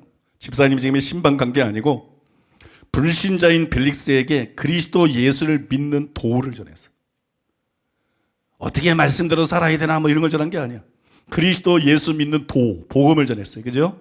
복음을 전하고 있는데 그때 단지 하나님의 은혜, 믿음만 강조했습니까? 그러지 않고 바울이 그때 그리스도 예수 믿는 도 복음을 전할 때 의와 절제와 장차 오는 심판을 강론했다고 쓰여져 있어요. 이게 바울의 복음 전도 방식. 의와 절제와 장차오는 심판. 로마서에서도 그냥 단순히 복음을 전했어요? 그거 아니잖아요, 여러분. 로마서 2장 6절에 11절에서 분명히 심판, 행위 심판에 대해서 얘기를 했잖아요. 그죠? 그 다음에 순종에 대해서 여기저기서 계속 강조하고 있잖아요. 여기 의와 절제와 장차오는 심판을 강론했다 그러는데 이거는 이 안에 순종의 중요성 당연히 들어가 있죠. 버림받을 위험도 당연히 들어간 거예요. 왜냐하면 의와 절제와 심판을 말했다는 건 뭐예요? 의롭게 살지 않고 절제하지 않고 정욕대로 욕심대로 제멋대로 들면 심판받아 지옥 간다 그거 아니에요. 그러니까 순종의 필요성뿐만 아니라 그렇게 살지 않으면 버림받는 데를 거기 들어가는 거거든. 믿습니까? 그러니까 바울은 복음을 전할 때 여러분 단순히 믿음만 강조하고 하나님의 은혜만 강조하고 이러지 않았다는 거예요. 바울은 복음을 전하면서 나중에는 결국 순종을 강조하고 버림받을 위험도 강조했다는 거예요. 우리는 복음을 전할 때 바울이 복음을 전하는 것처럼 이렇게 복음을 전해야 되는 거예요. 그게 성경에 계시되어 있는 참복음이다. 그것이 성경에 계시되어 있는 온전한 복음이라는 것이. 여러분 나아가서 행위 심판이라는 진리에서 다이아몬드 같은 진리, 능력으로 관통되는 복음이라는 책에서 자세히 제가 설명해 드린 것처럼 이 행위 심판에서 왜 율법의 행위로는 의롭다함 받을 수가 없나 이게 나온다고. 왜냐하면 율법의 행위로는 의롭다 하도 육체가 없어. 율법으로는 하나님 말씀대로 살 수가 없어. 그리고 왜 믿음으로만 의롭다함 받을 수 있나? 왜냐하면 오직 믿음으로만 성령을 받을 수 있고 성령을 통해서만 하나님 말씀대로 살 수 있기 때문에 믿음이 아니면 안 되는 거예요. 또 여러분 왜 말씀대로 사는 것이 중요한가? 행위 심판이니까. 그죠? 결국 행위를 마지막 때 보시니까. 그리고 천국 아니면 지옥을 보내니까. 그 다음에 왜 구원받은 사람이 버림받을 수 있나? 행위 심판인데 예수 믿고 진짜 구원받은 사람 중에 그 뒤에 칼빈의 교리에 속아가지고 한 번 구원은 영원한 구원이야. 난 구원받았어. 그리고 말씀대로 살자는 목사들이 수두룩하니까. 말씀대로 살자는 장로, 권사, 집사, 성가대원, 구역장 리더들, 셀그룹 리더들이 수두룩하니까. 그런 부흥사, 그런 총회장, 그런 한기총회장, 한교총회장 수두룩하니까. 그래서 여러분 이 행위심판이라는 진리에서 왜 율법행위로는 안 되나? 왜 믿음으로 의롭다함을 받나? 왜 순종이 필요한가? 왜 버림받을 위험성에 대해서 경고해야 되나? 이런 지금 말씀 우리가 다룬 진리들이 이 행위심판을 모판으로 이 진리들이 다 나온다고요. 그 다음에 이 모든 진리들은 어디에 필요한 거예요? 마지막 날 궁극적인 의롭다함, 궁극적인 구원을 받는데 기여하는 역할을 하는 필요한 그런 진리들이. 그러니까 우리가 여러분 복음을 전할 때 목적이 그거잖아요. 단순히 교회 나오는 게 목적이 아니잖아요. 목적은 이 사람이 결국 천국 가게 만드는 거예요. 이 사람이 버림받지 않고 결국 천국 가게 만드는 거예요. 그러니까는 그게 복음 전하는 목적인데 그러면 어떻게 하는 게 복음을 제대로 전하는 거예요? 율법의 행위로 의롭다함 받을 수 없습니다. 믿음으로만 의롭다함 받을 수 있습니다. 하나님의 은혜로만 구원을 받습니다. 이 얘기만 하고 있으면 안 되지. 그것도 얘기하지만 믿습니까? 회개하고 예수님 은혜로 믿음으로 구원받은 사람들이 이제는 하나님 말씀대로 살아야 됩니다. 죄 가운데 빠지면 안 됩니다. 그렇지 않으면 버림받을 수도 있습니다. 믿습니까? 구원을 상실할 수 있습니다. 성경이 말한 대로 그대로 얘기를 해야 이 사람들이 정신을 차리고 위에서 부르시는 부름의 상, 그게 여러분 궁극적인 구원을 뜻한다는 것을 김세윤 교수가 잘 설명했고 여러분들 잘 알잖아요. 그걸 표대로 살아가지고 그냥 구원은 뭐 예수 믿으니까 당연한 거고 천국은 당연히 가는 것처럼 착각하고 있는 장로교 신자들이나 이 시대의 많은 목사들이나 신자들처럼 이런 망상에 빠져 있지 않고 어디까지 이르렀든지 그 구원을 잡으려고 부활에 어찌하든지 부활에 참여하기 위해서. 믿습니까? 위에서 부르는 부름의 상, 궁극적인 구원을 위해서 얻기 위해서 쫓아갔던 사도 바울처럼 그렇게 여러분 우리도 살아가고 구원을 놓치지 않을 거 아니에요. 천국을 놓치지 않을 거 아니에요. 지옥에 떨어지지 않을 거 아니에요. 여러분 믿습니까? 그러니까 이 모든 것을 다 전해야, 다 설명해야 이게 진짜 복음이라는 거예요. 이게 온전한 복음이라는 거예요. 이 중에 일부만 설명하는 거는 참복음이 아니라는 거예요. 이 중에 일부만 설명하는 거는 진정한 온전한 복음이 아니라는 거예요. 이 전체를 다 설명해야 참된 복음이고 온전한 복음이에요. 여러분, 명품일수록 짝퉁이 많아요. 명품 중에 명품이 복음입니다. 우주 최강의 명품이 복음입니다. 복음에 왜 짝퉁이 없겠어요? 복음에 얼마나 많은 짝퉁이 있는지 아십니까? 여러분, 그러므로 짝퉁 복음을 조심해야 돼요. 겉으로 보기에는 똑같은 복음 같고 겉으로 보기에는 똑같은 진리 같지만 여러분, 짝퉁 복음들이 교회 안에서 활개치고 있어요. 예신인들에서 거짓 선지자들을 삼가라고 말했어요. 사랑하는 여러분, 절대로 짝퉁 복음에 속지 않기를 바랍니다. 짝퉁 비옥의 복음에 미혹되지 않기를 바랍니다. 진정한 복음을 받아들이고 그 말씀 따라 신앙생활에서 반드시 천국 가는 여러분 되시기를 바랍니다. 셋째로, 어차피 세 번째는 오늘 다 설명을 못하고 다음 주까지 세 번째를 설명을 할 수 있기 때문에 하는 데까지 해보겠습니다. 시간 좀 봐가면서. 이건 셋째도 아직 안 들어갔네. 이거는 두 번째 거를 설명하는 셋째. 두 번째 거를 설명하는 셋째인데 로마서 6장 1절에 그런즉 우리가 무슨 말하리요? 은혜를 더하게 하려고 제거하겠느냐? 제거하겠느냐? 이게 어떤 질문이죠? 이런 질문이 나오는데 이게 어떤 질문입니까? 복음을 믿고 난 후에 내 맘대로 살아도 되느냐? 그런 질문이잖아요. 그 복음을 믿고 난 다음에 내 맘대로 제 가운데 살아도 되냐? 그런 질문이고 답은 부정적이죠. 그러면 안 된다는 거지. 복음은 그런 것이 아니다. 복음은 우리에게 그렇게 살라고 말하지 않는다. 이것입니다. 이것을 설명하면서 바울이 순종의 필요성을 로마서 6장에서 역설을 한 거예요. 8장까지. 또 순종하지 않고 제 가운데 살면 버림받는다는 경고를 한 거예요. 역시 6장에서 8장에 그런 경고가 세 차례 나옵니다.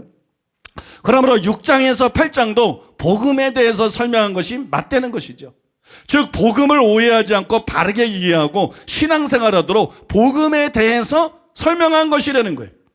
여러분, 이와 같이 6장이나 8장은 성화에 대한 설명인 동시에 또한 복음에 대한 설명입니다. 그러므로 제가 로마서를 3장에서 5장, 6장 이하 8장으로 구분을 하고 전자는 율법주의, 후자는 무율법주의를 상대로 복음을 변호하고 설명한 것이기 때문에 이 두 가지를 합해야 참된 복음이고 온전한 복음이다. 즉 율법의 행위로 구원받을 수 없고 의롭다함 받을 수 없고 하나님의 은혜로 믿음으로만 의롭다함 받는다. 이것만 강조하지 않고 반드시 구원받은 자는 순종하는 삶을 살아야 된다. 그죠? 순종하는 삶을 살아야 된다. 순종하지 않고 죄 가운데 빠지면 버림받을 수 있다. 여러분, 이것까지 전해야 진짜 복음이라는 거예요. 그게 바울이 전한 복음이고 그게 로마서에 나오는 복음이고 그게 성경에 나타내는 복음이고 그것만이 참된 복음이고 그것만이 여러분 완전한 복음인 줄로 믿습니다. 그러므로 여러분, 완전한 복음이 한국교회 안에서도 회복이 되어야 되는 것이고 열방의 개신교와 기독교 안에서 회복이 되어서 지금도 교회 안에서 많은 사람이 구원받지만 이것이 회복되면 훨씬 더 많은 사람들이 구원받는다는 거예요. 교회 안에서 천국 가는 비율이 급속도로 높아지기 때문에 여러분, 이 진리를 회복하는 것이 굉장히 사활적으로 중요하다는 것입니다. 자, 마지막 세 번째로 또 저는 로마서 시리즈 설교에서 로마서를 3장에서 5장, 6장에서 8장으로 구분을 하고 그것을 기초를 해서 참복음과 온전한 복음에 대해서 설명을 했습니다. 즉 바울이 로마서에서 주장한 참 그리고 온전한 복음에서 말씀드린 것은 이 로마서를 3장에서 5장, 6장에서 8장으로 구분한 것에 근거한 그런 가르침이었어요. 그런 설명들이었습니다. 그런데 문제가 뭐냐 그러면 요즘 학자들 사이에서는 로마서를 그렇게 구분하지 않는다는 거예요. 제가 구분한 것처럼 3장에서 5장, 6장에서 8장으로 구분하지 않고 요즘에는 로마서를 1장에서 4장, 5장에서 8장으로 구분하는 게 학자들 사이에 주석들을 가보면 대세라는 거예요. 대세다. 그래서 여러분, 주석계나 읽은 학자들이나 강해 설교자들이 제 책을 읽었을 때 뭐라고 반응하겠는가? 제 주장에 동의하지 않을 수도 있다는 거죠. 그 구분이 잘못됐다. 장 구분이 잘못됐다. 그래서 그 해석은 신뢰할 수가 없다. 그래서 여러분, 그 해석을 거부할 수도 있다는 거예요. 제가 그것을 이 시리즈 설교를 마친 후에 알았어요. 저는 뭐 그 장 구분에 관심이 없었기 때문에 몰랐는데 이 설교를 마친 후에 알았어요. 그래서 그래서 이제 그것을 보완하기 위해서 연구를 했는데 그 연구를 하고 그 다음에 그 연구한 것을 정리를 했습니다. 그래서 그걸 여러분들하고 나누기를 원하는데요. 먼저 여러분들이 아셔야 될 것은 로마서 3장이야 8장을 로마서 3장이야 8장을 저처럼 3장에서 5장, 6장에서 8장으로 구분하는 것이 저 혼자만의 방식이냐? 그렇지 않다는 거예요. 이게 전통적인 방식이라는 거예요.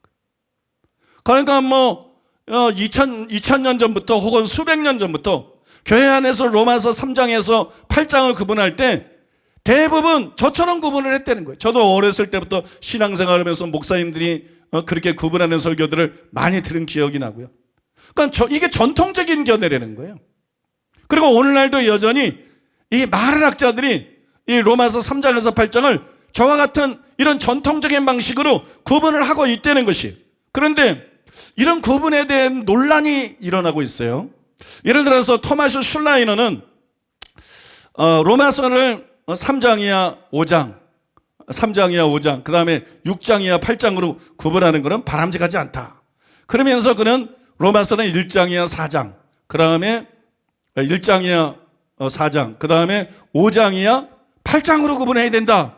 그렇게 여러분 그의 주석에 쓰고 있어요. 모두 견해가 같습니다. 이게 상당히 이제 최고로 실력 있는 학자들인데 슐라이너나 부나 대표적으로 이 시대의 가장 대표적인 학자들이라고 볼 수 있어요.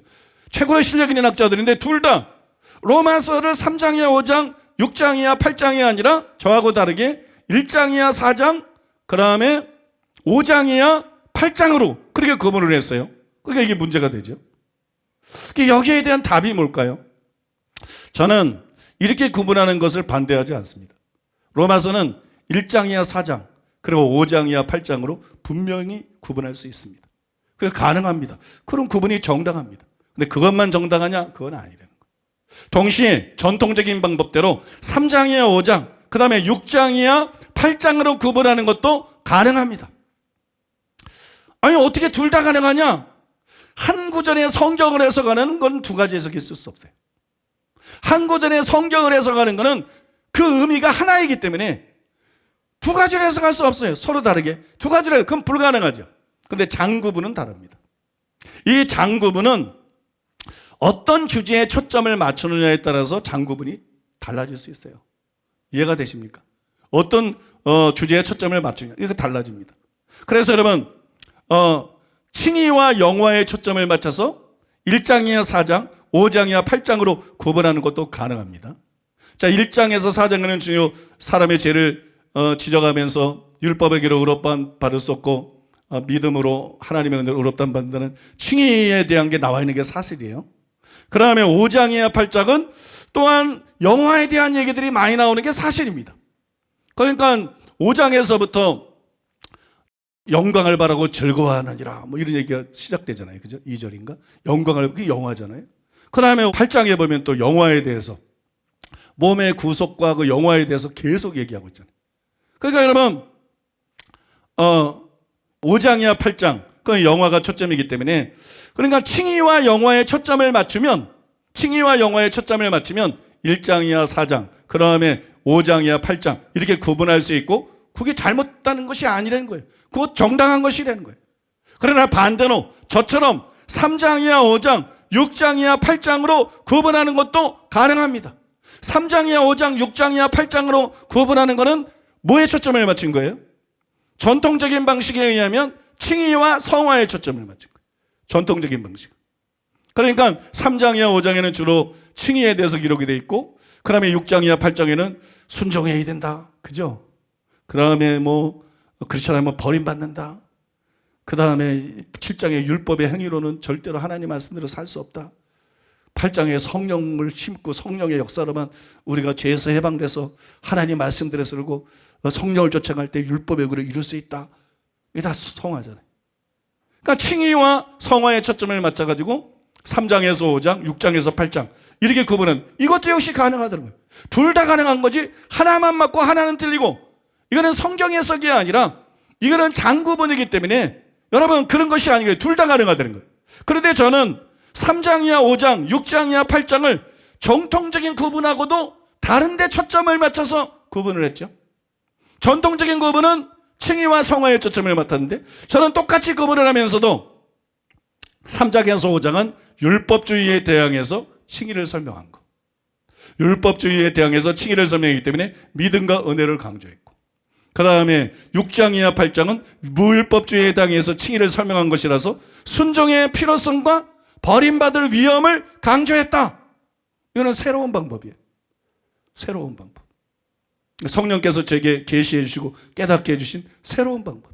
근데 이것도 당연히 정당한 거예요. 실제로 그 내용이 그렇기 때문에. 내용이 그렇지 않은데 내가 뭐 새롭게 이랬다는 걸 주장한 게 아니라 실제로 3장이야 5장을 보면 율법주의에 상대해서 칭의를 설명하기 때문에 율법의 행위로 의롭다함 받지 못한다는 것을 여러 가지를 통해서 강력하게 설명하고 있고요. 그 다음에 6장이야 8장에 보면 무율법주의를 대항해서 칭의를 설명한 거기 때문에 우리가 율법 행위로 의롭다함 받는 게 아니라 하나님의 은혜로 의롭다함을 받고 믿음으로 의롭다함을 받지만, 그렇다 그래서 우리가 죄 가운데 살면 되겠느냐?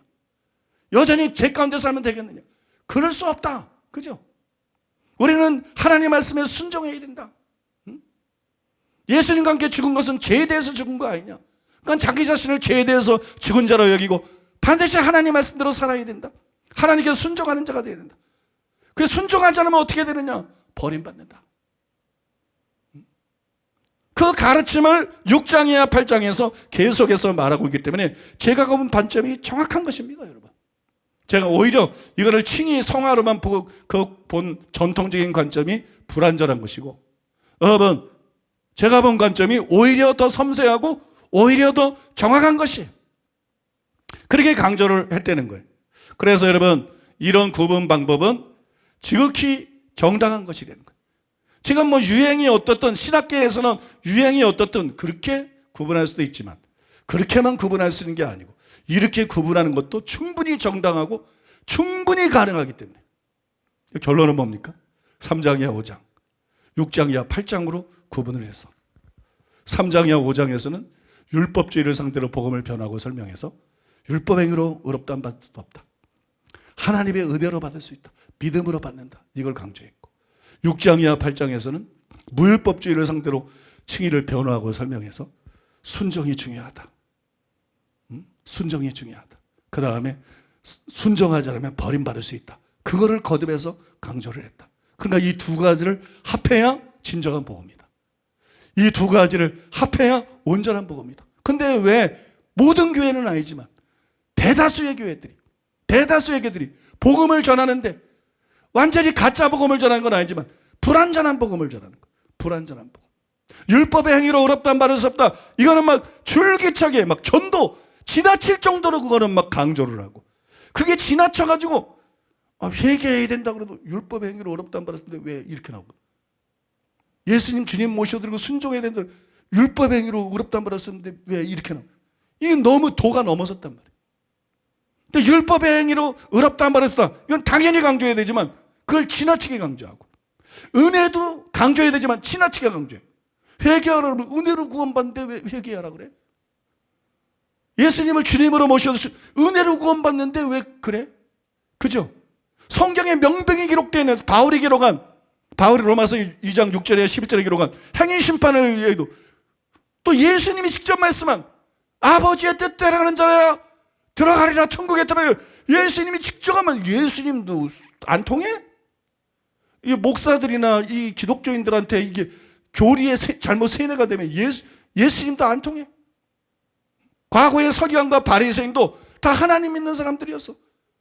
근데 예수님이 와서 말씀해도 안 통해. 왜? 사람의 계명을 따르니까.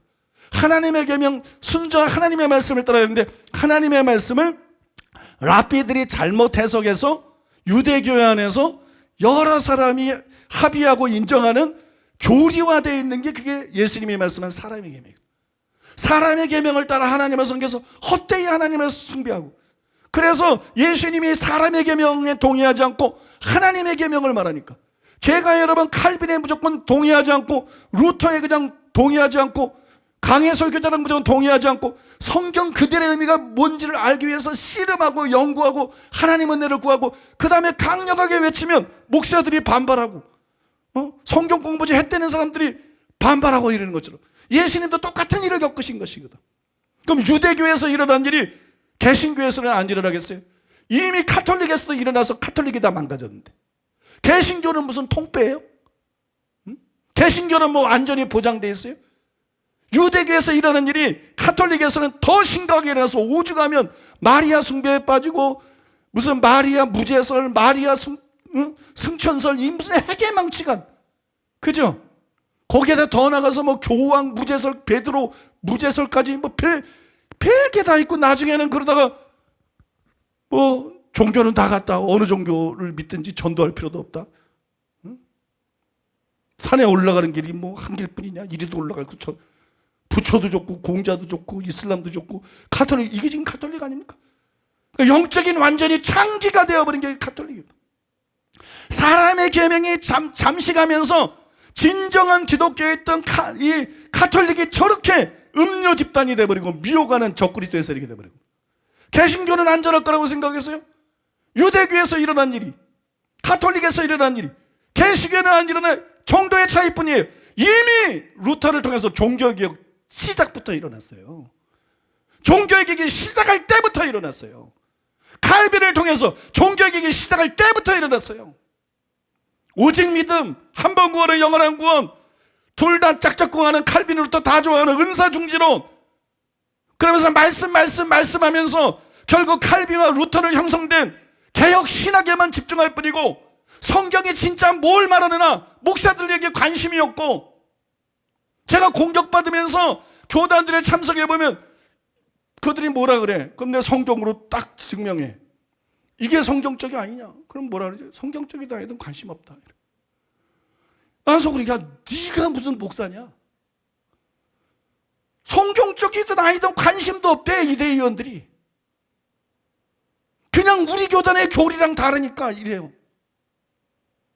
얼마나 지금 개신교가 위험하고 개신교가 잘못되어 있는지 아십니까, 여러분?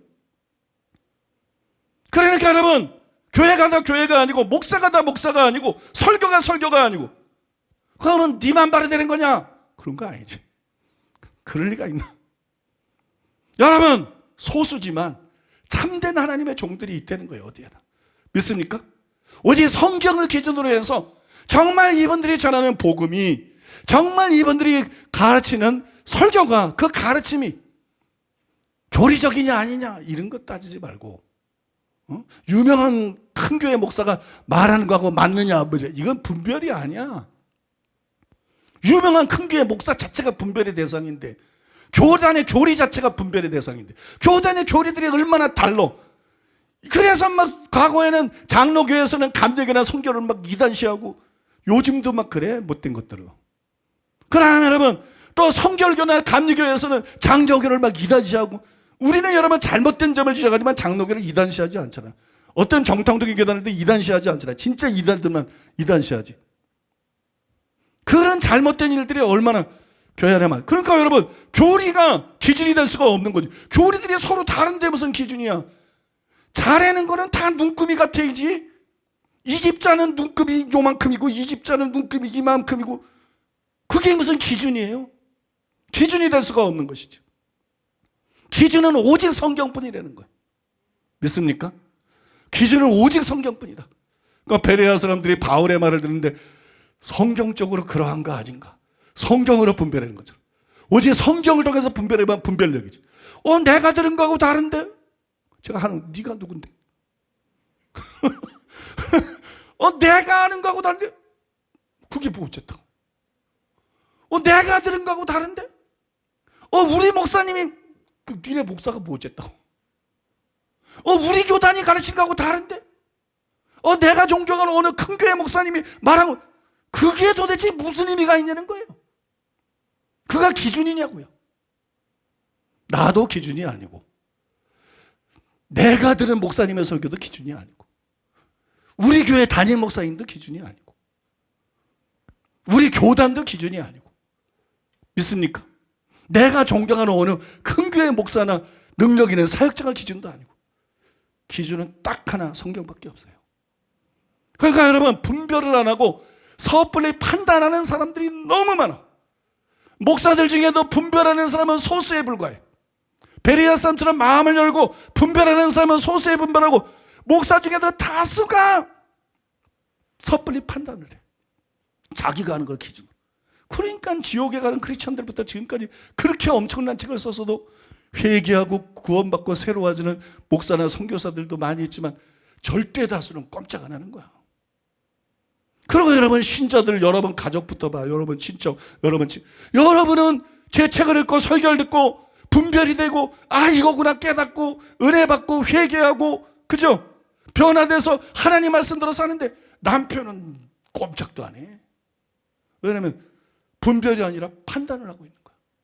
잘못된 기준으로 판단을 하고 있는 거야. 기준이 아닌 걸 기준으로 삼은 거야. 자기는 분별한다고 생각하는데 분별이 아니라 판단하고 있는 거야. 여러분 부모는 꼼짝도 안 해. 여러분 자식은 꼼짝도 안 해. 여러분 형제나 이웃은 꼼짝도 안 해. 그런 사람들 여러분 얼마나 많습니까? 오늘 이 말씀을 통해서 여러분들이 분별력을 얻게 되시기를 바랍니다. 오늘 이 말씀을 통해 여러분들이 진정한 분별력을 얻게 돼서, 그래 율법의 행위로 구원받을 수 없는 게 확실하다, 진리다, 우리 이거 전해야 된다. 그래 하나님 은혜로 구원받는 게 확실하다, 인간 공로로 받는 거 아니다, 이거 전해야 된다. 그래 믿음으로 구원받는 거 확실하다, 우리 이거 전해야 된다. 믿습니까? 근데 믿음으로 구원받는 거 확실한데 성경을 보니까 오직 믿음 아니다, 회개와 믿음이다. 예수님도 바울도 회개하고 복음을 믿으라고 성경에 분명히 전했다고 기록이 되어 있다. 그러니까 회개하고 복음 믿으라고 전해야 되고, 믿습니까? 그 다음에 순종의 중요성에 대해서 바울이 그뒤 말한 것이 확실하다. 그러니까 믿은 사람들에게 순종의 중요성을 반드시 말해야 돼. 11조나 얘기하고 주일성수나 얘기하고 성가대 봉사나 얘기하고 그러면 안 돼. 여러분 믿는 사람들에게, 이미 믿고 구원받은 사람에게 순종의 중요성에 대해서 분명히 말하고, 그 다음에 구원받은 사람이 버림받을 때는 게 확실하다. 그러니까 나도 버림받을 수 있고 여러분도 버림받을 수 있고, 바울도 버림받을까 봐 자기 몸을 두려워하면서 쳐서 복종시킨 걸 볼 때 아무도 예외가 없으므로, 우리가 이 땅에서는 정글에 사는 것 같아서, 영적인 정글에 사는 것 같아서 안전하지가 않습니다. 그래서 죽을 때까지 하나님을 두려워하는 마음으로 근신하라, 깨어라. 믿습니까? 근신하고 깨어서 조심하고 하나님 말씀대로 살아감으로 반드시 천국에 가는 자가 되자. 이렇게 전해야 이게 참 복음이라는 거예요. 이렇게 전해야 이게 온전한 복음이라는 거예요. 이런 온전한 복음을 우리가 믿어야 되고, 우리가 이 온전한 복음을 전해야 되고, 이 온전한 복음을 퍼뜨려서, 목적은 뭐예요? 우리 교회 키우는 거 아니야. 우리 교회는 하나님 나라의 작은 일부일 뿐이야. 교회들이 회복되기를 원하는 거야. 목회자들이 회복되기를 원하는 거야. 성도들이 회복되기를 원하는 거야. 개신교가 더 건강해지고 더 튼튼해지고 더 왕성케 되고, 그래서 수많은 영혼들이 구원받기를 원하는 거야. 그걸 종교개혁이라고 그러는 거야. 여러분 믿습니까? 그런 종교개혁이 일어날 수 있도록 기도해 주시고, 여러분들 자기 자리에서 최선을 다하는 저와 여러분 되기를 예수님의 이름으로 축복합니다. 오늘 더 말씀을 원래 드려야 되는데 앞에 이제 여유 있게 설명하다 보니까 시간이 많이 가서 여기까지 말씀드리고, 그 다음에 나머지 부분은 다음 주에 말씀드리겠습니다. 우리 들은 말씀 기억하면서 기도하시되 회개하시기 바랍니다. 예수님을 주님으로 모셔드리시기 바랍니다. 주님께 순종하는 삶을 사시기 바랍니다. 순종의 중요성을 가슴에 새기시기 바랍니다. 버림받을 수 있다는 것을 깨달으시기 바랍니다.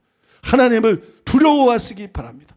하나님 말씀에 두려워 떠는 자, 그 사람만 내가 권고한다. 그 권고한다는 말은 원어를 보면 돌본다. 나머지는 하나님이 돌보지 않아. 하나님의 양이 아니야. 진짜 하나님 말씀대로 떠는 자가 돼서 하나님 말씀대로 사는 저와 여러분 되기를 바랍니다. 그리고 여러분 가족들이, 또 지인들이, 사랑하는 사람들이 그런 신앙생활 갖고 신앙생활해서 이 땅에서는 목사고 장로고 권사고 성가대원이고 무슨 셀구룹 리더인데 지옥 가는 일 없이 다 천국 갈 수 있도록 위에서 중보하면서 기도하고, 그 다음에 이 올바른 진리가 한국교회 안에서 교단을 초월해서 회복이 되고, 미국과 유럽과 아프리카까지 열방에서 회복돼 버려서 교회가 진리 안에서 새로워지고, 목사가 목사되고 장로가 장로되고, 권사가 권사되고 집사가 집사되고 신자가 신자되어 세상에 빛되고 소금되고 그리스도의 향기가 돼서 주의 복음이 힘있게 번져나가고 수많은 사람들이 구원받고 주의 나라가 왕성케 될 수 있도록 이 시간에 중보하면서 간절히 중보하면서 기도하겠습니다. 너무도 좋으신 아버지, 아버지 오늘도 이토록 아름다운 복음의 빛을 하나님 우리에게 밝게 비춰주심으로 인해 하나님이여 감사드리고 찬양드립니다. 아버지 오늘 우리에게 부어주신 이 말씀을 통하여 아버지 우리가 다시 한번 아버지 앞에 회개하며 결단하는 은혜를 구하며 나아갑니다. 아버지가 이 땅에 살아가는 모든 순간에 하나님의 말씀을 그대로 지켜 행하며 살아가고 아버지 이 모든 상황의 가정을 통하여 생명의 좁은 길로만 걸어가는 우리 모두가 될 수 있도록 아버지 오늘도 은혜를 부어주시옵소서. 아버지 오직 성경으로 오직 예수 그리스도의 말씀으로 하나님의 바울의 순전한 복음으로 우리의 삶을 완전히 개혁하시고 변화시켜 주시옵소서. 하나님 내가 아버지의 뜻대로 살아가지 못하고 있는 아버지와 단 한 가지라도 주님 앞에 있다면 오늘 그것을 주님 앞에 완전히 회개하고 아버지와 주님의 복음대로 살아갈 수 있는 그 은혜를 구합니다.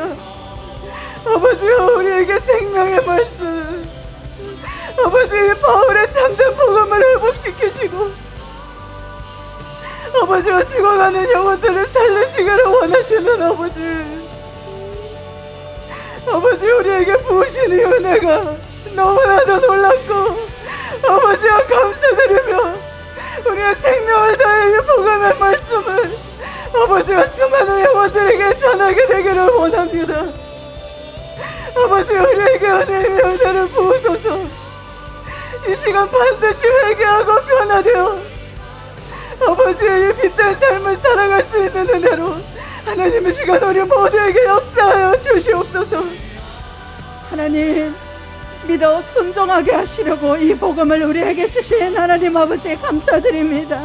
하나님 나는 얼마나 말씀에 순종하고 살았습니까? 하나님의 은혜로 구원을 받고 하나님이 진리의 말씀을 들었으나 하나님 두렵고 떨림으로 주님의 말씀 앞에 순종하며 끝까지 궁극적인 구원을 이루며 살아갈 수 있도록 하나님 은혜를 부어 주시옵소서. 성령을 우리에게 부으셔서 하나님 주님께서 우리에게 주신 말씀대로 살 수 있는 은혜를 부어 주셨사오니 하나님 죄에 대해서 죽고 온전히 하나님의 말씀 앞에 반응하며 복음에 합당한 생활을 할 수 있도록 하나님 은혜 위에 은혜를 부어 주시옵소서. 아버지 끝까지 구원을 이룰 수 있도록 하나님 말씀을 통하여 오늘도 깨우시고 우리로 하여금 각성하게 하시는 아버지 끝까지 주의 말씀 따라 하나님 아버지 살아갈 수 있도록 하나님 나와 또한 우리가 전하는 모든 복음 전도 대상자들에게 하나님 참된 복음을 전할 수 있도록 아버지의 은혜를 부어 주시옵소서. 깨어나게 하여 주시옵소서. 진심으로 말씀 앞에 반응할 수 있는 삶을 살 수 있도록 하나님 은혜를 부어 주시옵소서. 하나님의 말씀은 무엇을 말하고 있는지 성경은 우리에게 무엇을 말씀하고 있는지 말씀대로 그대로 행하며 지켜 순종하며 하나님 아버지 은혜를 구하며 나아갈 수 있도록 나도 버림받을 수 있다는 사실을 믿고 구원을 얻었지만 끝까지 구원을 이루기까지에는 하나님 은혜가 필요하고 죄에 대해서 죽고 온전히 말씀대로 살 수 있도록 주님 은혜를 구합니다. 성령을 따라 행하며 살게 하소서. 하나님의 말씀 앞에 반응하게 하소서. 온전한 복음이 내 안에 그대로 이루어질 수 있도록 하나님 은혜를 부어 주시옵소서. 이 말씀이 나에게 소화될 뿐만 아니라 나도 아버지 하나님 이 말씀 온전한 말씀을 진리를 제대로 전할 수 있는 사람이 될 수 있도록 하나님 은혜 위에 은혜를 부어 주시옵소서. 성부 하나님 임하시는 아버지 감사드립니다. 아버지의 말씀을 우리는 얼마나 전보다 근보다 하나님 이 세상에 있는 보물보다 귀하게 여기고 있습니까?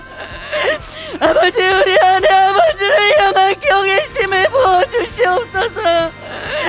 말씀이 육신이 되어 이 땅에 오신 아버지, 그 말씀의 그 살아있는 능력과 운행하심으로 우리의 심령을 찌르시고 쪼개시옵소서. 나는 그 말씀대로 살아가고 있는지, 그 말씀이신 아버지 그 말씀대로 아버지 나는 살아가고 있는지 우리 자신을 볼 수 있도록, 우리 자신의 실체를 볼 수 있는 은혜를 부어주시옵소서. 주님을 더욱 사랑하게 하시고 아버지 우리를 부르시는 그 부름의 상을 향하여 아버지 우리가 대가를 지불하며 아버지 그 제자의 삶을 살아갈 수 있도록 우리에게 이 시간 역사하여 주시옵소서. 주의 성령님 운행하시옵소서. 발복의 사람이 되게 하여 주시옵소서. 그리스도의 삶을 온전히 살아갈 수 있도록 내 아버지 역사하여 주시옵소서.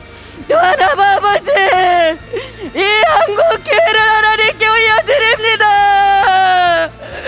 죽어가는 한국교회를 하나님께 올려드립니다. 수많은 명목상의 교인들을 아버지께 올려드립니다. 성경 그들의 말씀을 듣게 하소서. 복음의 말씀을 듣게 하여 주시옵소서.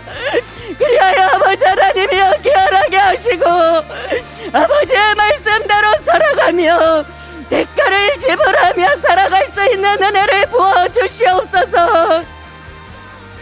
아버지의 사랑, 영혼을 구원하고자 하시는 내 아버지의 사랑, 영혼 구원에 대한 내 아버지의 열정, 하나님 우리에게 참 복음과 온전한 복음을 듣게 하신 것 하나님 참으로 감사합니다. 하나님 말씀이 살아 하나님 내 마음에 찌르고 들어옵니다. 하나님 내 마음이 무너지며 주님 앞에 각성되고 다시금 회개하며 나아가게 됩니다.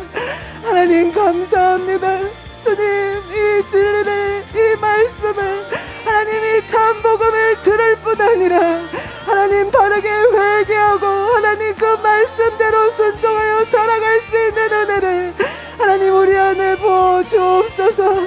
하나님 우리가 이 말씀을 들을 뿐 아니라 하나님 주변에 전할 수 있는 은혜도 하나님 함께 우리에게 베풀어 주시옵소서. 하나님 우리가 이 말씀을 들을 뿐 아니라 아버지 이 나라의 교회를 위하여 하나님 바른 복음이 아닌 부분적인 복음을 전하고 있는 하나님 불완전한 복음으로 인하여 구원에서 멀어질 수 있는 하나님 그와 같은 위험성이 있는 것들을 하나님 우리가 중보하게 하여 주옵소서. 중보하게 하여 주옵소서. 영혼 구원이 온전히 이루어질 수 있도록, 온전한 영혼에 이를 수 있도록 하나님 우리의 중보의 은혜를 베풀어 주시옵소서. 아버지 앞에 애통하며 간구하며 나아갑니다. 하나님이여 이 진리의 말씀이 반드시 회복될 수 있도록 아버지 그 신은혜를 베풀어 주시옵소서. 아버지 내 안에 이 복음이 명확하게 규명되게 하시고 아버지의 한국교회 안에 반드시 바른 진리의 말씀이 아버지와 회복될 수 있는 은혜, 바울의 복음을 통하여 수많은 영혼들이 살아나고 회복되었던 것처럼 아버지의 한국교회 안에 반드시 하나님이여 이 복음의 진리가 회복될 수 있는 은혜 아버지여 부어주시기를 간구합니다.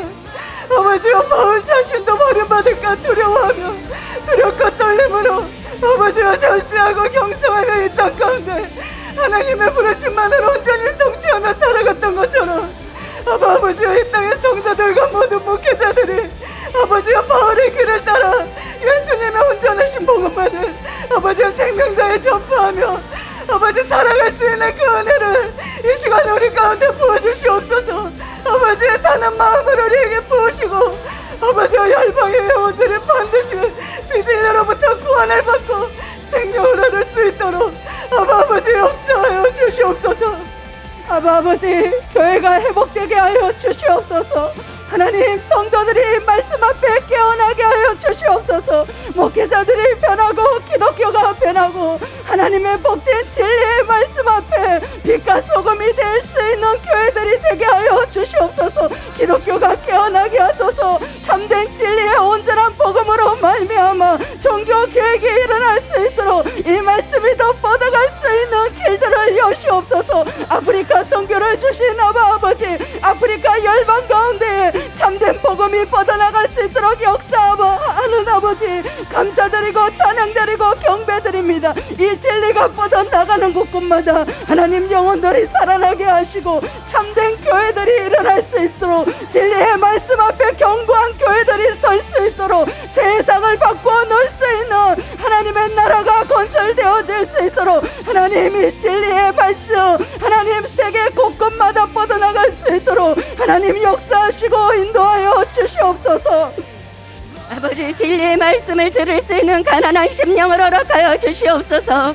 아버지, 깨달을 수 있는 마음을 허락하여 주시옵소서. 볼 수 있는 눈을 허락하여 주시옵소서. 아버지, 그 마음으로 말씀을 듣게 하시고 아버지, 성경적인 진리의 말씀을 통해 수많은 영혼들이, 수많은 교회들이 깨어날 수 있도록 아버지 역사하여 주시옵소서. 생명으로 임하여 주시옵소서. 이 말씀들을 통하여 죽어가는 수많은 영혼들이 깨어나게 하시고 지옥으로 떠내려가는 수많은 영혼들이 아버지 살아날 수 있도록 주의 성령으로 역사하여 주시옵소서. 복음이 전파되는 곳마다 아버지 모든 두려움들이, 어두움들이 물러가게 하시고 미혹들이 떠나갈 수 있도록 주의 성령으로 역사하여 주시옵소서. 말씀을 듣는 모든 자들의 심령이 아버지 역사하시고 그 말씀을 통하여 심령이 깨어질 수 있도록 주여 역사하여 주시옵소서. 살아나는 역사, 구원받는 역사, 회복되어지는 역사가 복음이 전파되어지는 곳마다, 성경의 말씀이 전파되어지는 곳마다 아버지 하늘의 문을 여시고 주의 성령으로 운행하여 주시옵소서. 생명의 주님 앞으로 이 시간 나아갑니다. 아버지, 우리를 치유하시고 회복하시고 아버지 우리의 영혼 육으로 온전케 하시는 그 아버지를 의지하며 아버지 앞으로 이 시간 나아갑니다. 아버지, 생명과 치유의 권능으로 하나님 이 시간 우리에게 임하여 주시옵소서. 예배드리는 각 처소마다 아버지 치유의 권능으로 아버지의 생명으로 임하여 주시옵소서. 이 시간 예수님의 이름으로 모든 질병의 세력들을 꾸짖노니 지금 떠나 갈지어다. 예수님의 이름으로 지금 하나님의 생명과 치유의 권능으로 하나님 우리 모두를 충만케 하여 주시옵소서. 예수님의 이름으로 모든 암세포들이 지금 밭에 들지어다. 각종 모든 암들이, 모든 연약함들이, 모든 고통들이 이 시간 예수님의 이름으로 떠나갈지어다. 지금 모든 장기 가운데 하나님의 생명이, 하나님의 치유의 권능이 충만하게 임하고 있음을 믿습니다. 예수님의 이름으로 모든 장기의 염증들이 지금 소멸될지어다. 예수님의 이름으로 간에 있는 모든 문제들 이 시간 떠나갈지어다. 간 경화와 간암이 이 시간 예수님의 이름으로 치유될지어다. 우리의 모든 뼈와 관절과 골수를 치유하시고 회복하시는 예수님의 이름으로 우리의 모든 뼈들이 온전케 될지어다. 틀어진 모든 뼈들이 이 시간 예수님의 이름으로 맞추어질지어다. 골다공증이 이 시간 예수님의 이름으로 떠나갈지어다. 뼈에 있는 모든 각종 암들 예수님의 이름으로 파쇄될지어다. 우리의 모든 연골과 관절이 하나님의 생명 안에서 지금 치유될지어다. 모든 류마티스성 관절염이 이 시간 예수님의 이름으로 떠나갈지어다. 모든 혈압의 문제가 지금 떠나가고 있습니다. 예수님의 이름으로 고혈압과 저혈압이 지금 떠나갈지어다. 지금 혈압이 정상으로 치유될지어다. 눈에 있는 모든 문제들이 지금 떠나갈지어다. 지금 백내장이 치유될지어다. 녹내장으로 인한 모든 문제들, 시력의 문제들, 시신경의 문제들이 이 시간 치유될지어다. 메니엘의 질병이 떠나갈지어다. 이석증이 지금 예수님의 이름으로 파쇄될지어다. 어지러운 모든 증상들이 파쇄되고 듣지 못하게 하는 모든 어둠의 세력들이 예수님의 이름으로 지금 떠나갈지어다. 청신경이 회복될지어다. 치유를 위하여 모든 대가를 지불하신 주님을 찬양합니다. 이 시간에 질병으로 인한 모든 고통들에 대해서 치유를 선포합니다. 예수님의 이름으로 암으로 인한 모든 통증들 떠나갈지어다. 예수님의 이름으로 3차 신경통 떠나갈지어다. 통풍으로 인한 극심한 통증들 예수 그리스도의 이름으로 치유될지어다. 통증들은 떠나갈지어다. 예수님의 이름으로 관절의 통증들, 신경통들 주 예수 그리스도의 이름으로 선포하느니 모든 통증들은 떠나갈지어다. 뼈의 모든 통증들, 또한 위통, 또한 모든 관절의 통증들 주님께서 이 시간에 치유하십니다. 예수님의 이름으로 치유될지어다. 모든 통증의 원인들이 지금 파쇄되고 떠나갈지어다. 하나님이 이 시간에 각 사람에게 지금 암으로 인한 모든 고통으로부터 자유케 하기를 원하십니다. 예수님의 이름으로 종양은 파쇄되고 떠나갈지어다. 녹아내릴지어다. 각종 암으로부터 자유케 될지어다. 특별히 폐암 지금 치유될지어다. 폐섬유와 폐의 모든 낭종들, 종양들 예수 그리스도의 이름으로 떠나갈지어다. 폐에 있는 기흉을 치유하십니다. 예수님의 이름으로 폐에 지금 온전한 치유가 임할지어다. 호흡의 모든 불편한 증상들, 폐의 모든 수치들이 지금 예수 그리스도의 이름으로 정상이 될지어다. 아멘. 하늘의 문을 여시는 아버지 감사와 찬송과 영광을 올려드립니다. 예수님이 채찍에 맞음으로 나음을 얻었습니다. 이 말씀의 진리를 우리가 지금 믿음으로 취합니다. 이 시간 치유의 기적이 일어날지어다. 예수님의 이름으로 지금 치유의 권능이 임하게 될지어다. 하나님 주님의 보혈로 덮으시옵소서. 주님이 친히 임하시고 한 분 한 분 위에 주님이 친히 안수하여 주시옵소서. 하나님의 생명이 흘러들어가게 될지어다. 예수님의 이름으로 지금 위의 모든 연약함에서 자유케 될지어다. 예수님의 이름으로 위암 떠나갈지어다. 위에 있는 모든 종양들 지금 제거될지어다. 예수님의 이름으로 위하수에서 자유케 될지어다. 예수님의 이름으로 지금 위에 있는 모든 염증들이 떠나갈지어다. 예수님의 이름으로 역류성 식도염에서 예수님의 이름으로 지금 자유케 될지어다. 위벽이 튼튼하게 될지어다. 예수님의 이름으로 지금 갑상선에 하나님의 생명이 부어질지어다. 예수님의 이름으로 갑상선 암에서 자유케 될지어다. 갑상선에 있는 모든 종양들, 염증들 지금 떠나갈지어다. 예수님의 이름으로 지금 갑상선 저하증, 항쟁증에서 자유케 될지어다. 예수님의 이름으로 갑상선 결절로 인한 모든 호흡 곤란들, 연화 곤란들, 성대의 마비들 예수님의 이름으로 지금 자유케 될지어다. 하나님의 생명을 더 부어 넣습니다. 예수님의 이름으로 지금 당뇨에서 자유케 될지어다. 예수님의 이름으로 췌장이 정상이 될지어다. 예수님의 이름으로 인슐린이 정상으로 분비될지어다. 예수님의 이름으로 당뇨 합병증으로 인한 눈의 모든 망막들, 녹내장, 백내장, 신장의 결석에서 예수님의 이름으로 지금 자유케 될지어다. 하나님의 생명이 지금 뼈에 부어질지어다. 관절에 지금 부어질지어다. 예수님의 이름으로 뼈와 관절에 있는 모든 염증들 지금 떠나갈지어다. 예수님의 이름으로 뼈의 골밀도가 지금 정상이 될지어다. 예수님의 이름으로 무릎의 연골들 지금 재생될지어다. 하나님의 생명이 지금 우리에게 간통하게 될지어다. 담낭의 치유를 선포합니다. 예수님의 이름으로 담즙의 분비가 정상이 될지어다. 담낭의 염증들 예수님의 이름으로 치유될지어다. 담낭에 있는 모든 결석 지금 즉시 사라질지어다. 뇌 혈관을 주님이 만지고 계십니다. 예수님의 이름으로 뇌 혈관은 건강하고 새롭게 될지어다. 뇌 동맥류 예수님의 이름으로 치유될지어다. 뇌출혈의 모든 가능성에서 예수님의 이름으로 자유케 될지어다. 뇌 손상된 뇌 조직이 예수님의 이름으로 정상이 될지어다. 뇌졸중의 모든 증상과 후유증에서 예수님의 이름으로 자유케 될지어다. 마비는 풀어질지어다. 마비에서 자유케 될지어다. 감각은 돌아올지어다. 예수님의 이름으로 신경성 마비, 근육 마비, 특별히 안면 마비가 예수님의 이름으로 풀어질지어다. 움직이게 될지어다. 이 모든 말씀 존귀하신 예수님의 이름으로 기도드립니다. 아멘. 이제 담임 목사님께서 나오셔서 드려진 예물 위에 축복해 주시고 축도로 주일 예배를 마치겠습니다.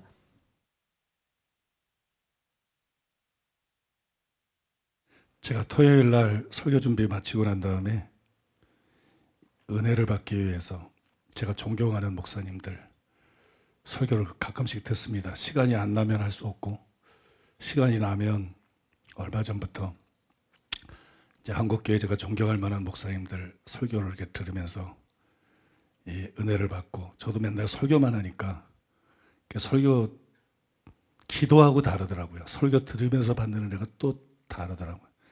그래서 이제 듣고 은혜도 받고 그러는데, 2주 전에는 그러다가 사사모를 하길래 잠깐 사사모를 들어봤더니 기름 부음이 엄청 강력한. 야, 제가 존경하는 목사님들 몇 분 안 돼요. 그분들 설교 들을 때도 은혜도 많이 받고 도전도 많이 받고 그랬지만, 야, 사사모 보니까 야, 이건 뭐 기름 부음이 그거하고는 또 완전히 달라요. 강력한 거예요. 그래서 사사모 영상을 나한테 보내달라 그래가지고 이제 어제는 지난주 그 영상을 봤어요. 영상을 봤는데 뭐 기도할 때라도 방언으로 기도하면서 계속 한 2편 정도 기도 시간 다 같이 똑같이, 뭐 혼자 기도도 할 수 있지만 들으면서 기도하면 더 은혜가 되니까 열심히 기도하고, 그 다음에 우리 정혜영 전도사님 간증이 있는데, 저는 뭐 말씀의 사람이기 때문에 간증을 그렇게 좋아하지는 않는 편인데, 그 정혜영 전도사님 간증을 들었는데, 야, 이게 뭐 내용은 둘째 치고 그냥 얼굴이 죽여져요. 그냥 얼굴이 얼마나 은혜스러운지, 야, 뭐 영적인 화장품을 바르고 나온 것 같아. 참 그 얼굴 자체가 너무 은혜가 되더라고. 그 다음에 간증을 듣는데 그 간증이 얼마나 그 기름 부음이 강한지. 그래서 조금 들어보려고 그러다가, 어떻게 하나 조금 들어보려고 그러다가 거기에 빠져가지고 간증 끝까지 다 듣고, 그 다음에 진 목사님 치유에 대해서 설교하는 걸 들어봤더니, 이야, 또 이건 또 뭐야. 얼마나 기름 부음이 강력하고 이 말씀도 강력하고 은혜가 되고 좋은지. 저는 치유에 관심이 별로 없기 때문에 치유 설교를 해서 끝까지 들을 생각은 없었는데, 거기 완전히 사로잡혀가지고 끝날 때까지 다 듣고, 그러고 나서 바로 2가지를 특정해다 올리라고 그렇게 얘기를 해서 올라가 있을 텐데, 여러분 들으셨겠지만 혹 안 들은 분들은 집에 가서 들어보시기 바랍니다. 굉장히 강력하고 은혜가 됩니다. 야, 이러니까 우리 교회 이렇게 기적들이 일어나지. 그 이제 김옥경 목사님도 너무너무 귀하지만, 김옥경 목사님뿐만 아니라 진 목사님 생각에도 너무너무 귀하고, 우리 정혜영 전도사님 생각에도 너무너무 귀하고, 그 여교육자들이나 우리 성도님들 사역자들이나 보면 얼마나 귀한지. 이게 참 나에게는 엄청난 특권이구나. 이런 분들이랑 동력하고 신앙생활하고 하나님을 알 수 있는 게 하나님이 나에게 주신 큰 은혜고 엄청난 특권이구나. 그래서 제가 지속적으로 좀 사사모 간증도 듣고 설교도 듣고, 이 다른 제가 존경하는 목사님 설교 듣는 것보다 이게 훨씬 더 많이 채워지더라고. 강력하게. 그리는 기름 부음이고. 그래서 그렇게 할 생각인데, 여러분 사사모에도 열심히 참석하시고. 그래서 제가 이번에 아프리카 선교가 얼마나 기대되는지 몰라요. 저렇게 기름 부음이 강력한데, 아프리카는 또 마음밭이 다르니까 거기 가서 선포하고 세미나하고 기도할 때 얼마나 하나님께서 놀라운 기적과 능력으로 목회자와 영혼들을 변화시키겠는가, 앞으로 어떤 일이 일어나겠는가, 굉장히 기대가 되고요. 그 다음에 제가 이 말씀을 꺼낸 이유 중에 하나는, 이번 주부터 설교 끝나고 난 다음에 이 기도 타임을 바꾸기로 했어요. 전에는 설교 끝나고 난 다음에 들은 말씀 기억하면서 그 말씀에 입각해서 회개도 하고 간구도 하고 감사도 하고 중보도 하고 하나님 앞에 기도드렸는데, 이번에는 이번 주부터는 절반은 말씀을 붙잡고 기도하고, 먼저 절반은 다 치유의 능력이나 기름 부음이 강력한 하나님의 종들이니까 절반은 주일날도, 435뿐만 아니라 주일날도 치유 선포를 강력하게 해가지고, 그래서 매 예배 때마다, 매 주일 때마다 수많은 성도들이 치유받고 강건해져서 돌아가고, 믿습니까? 소문이 퍼져가지고 주일날 더 많은 영혼들이 오고 구원받을 수 있도록 그렇게 해야 되겠다. 그래서 오늘 처음 했는데, 일반 기도하다가 지금부터는 치유 기도를, 치유 선포를 하겠습니다. 아픈 곳에 다 손을 얹어 주시기 바랍니다.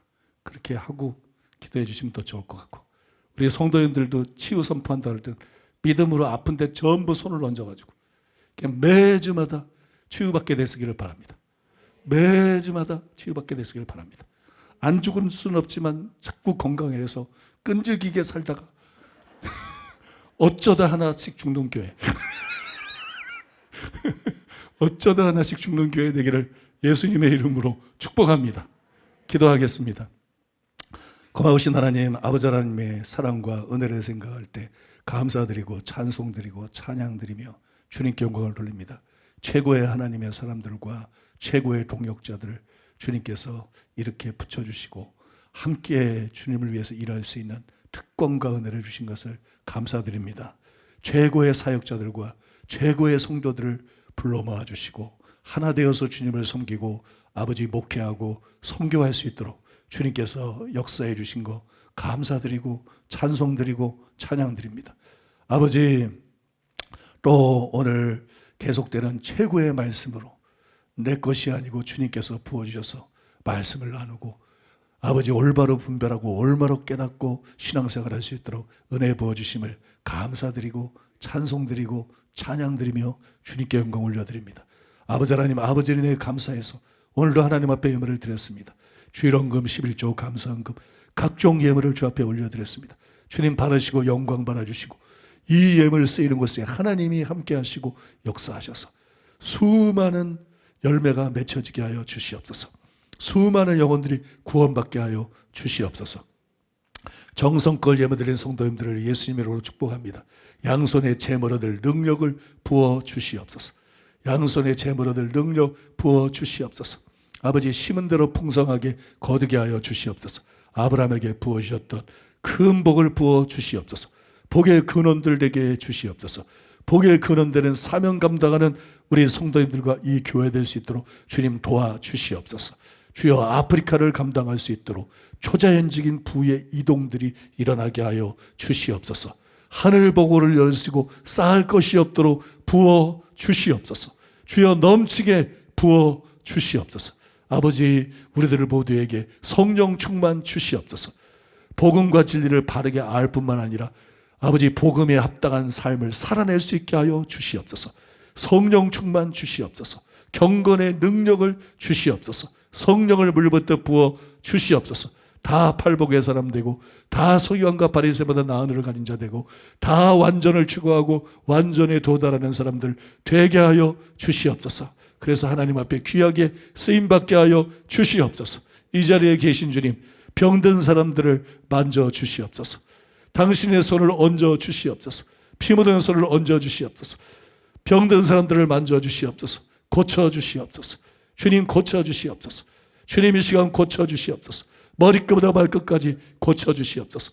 예수 이름의 권세로 치유될지어다. 예수 이름의 권세로 치유될지어다. 예수 이름의 권세로 치유될지어다. 강건하게 될지어다. 건강하게 될지어다. 악하고 더러운 영들은 예수 이름의 권세로 떠나갈지어다. 성령으로만 충만하게 해 주시옵소서. 주님의 임재로만 충만하게 해 주시옵소서. 주님의 영광으로만 충만하게 하여 주시옵소서. 예수님의 이름으로 축복하며 기도하옵나이다. 아멘. 지금은 우리 주 예수 그리스도의 은혜와 하나님 아버지의 사랑과 성령님의 교통하심이 거룩한 주를 맞이해서 주님을 예배하고 돌아가는 사랑하는 성도들의 심령 위에, 가족과 자녀와 사업 위에, 몸된 교회와 서울 시민과 북녘 땅에 굶주린 동포들이, 이스라엘과 아프리카와 열방들 위에 이제로부터 영원토록 함께 있을지어다. 아멘.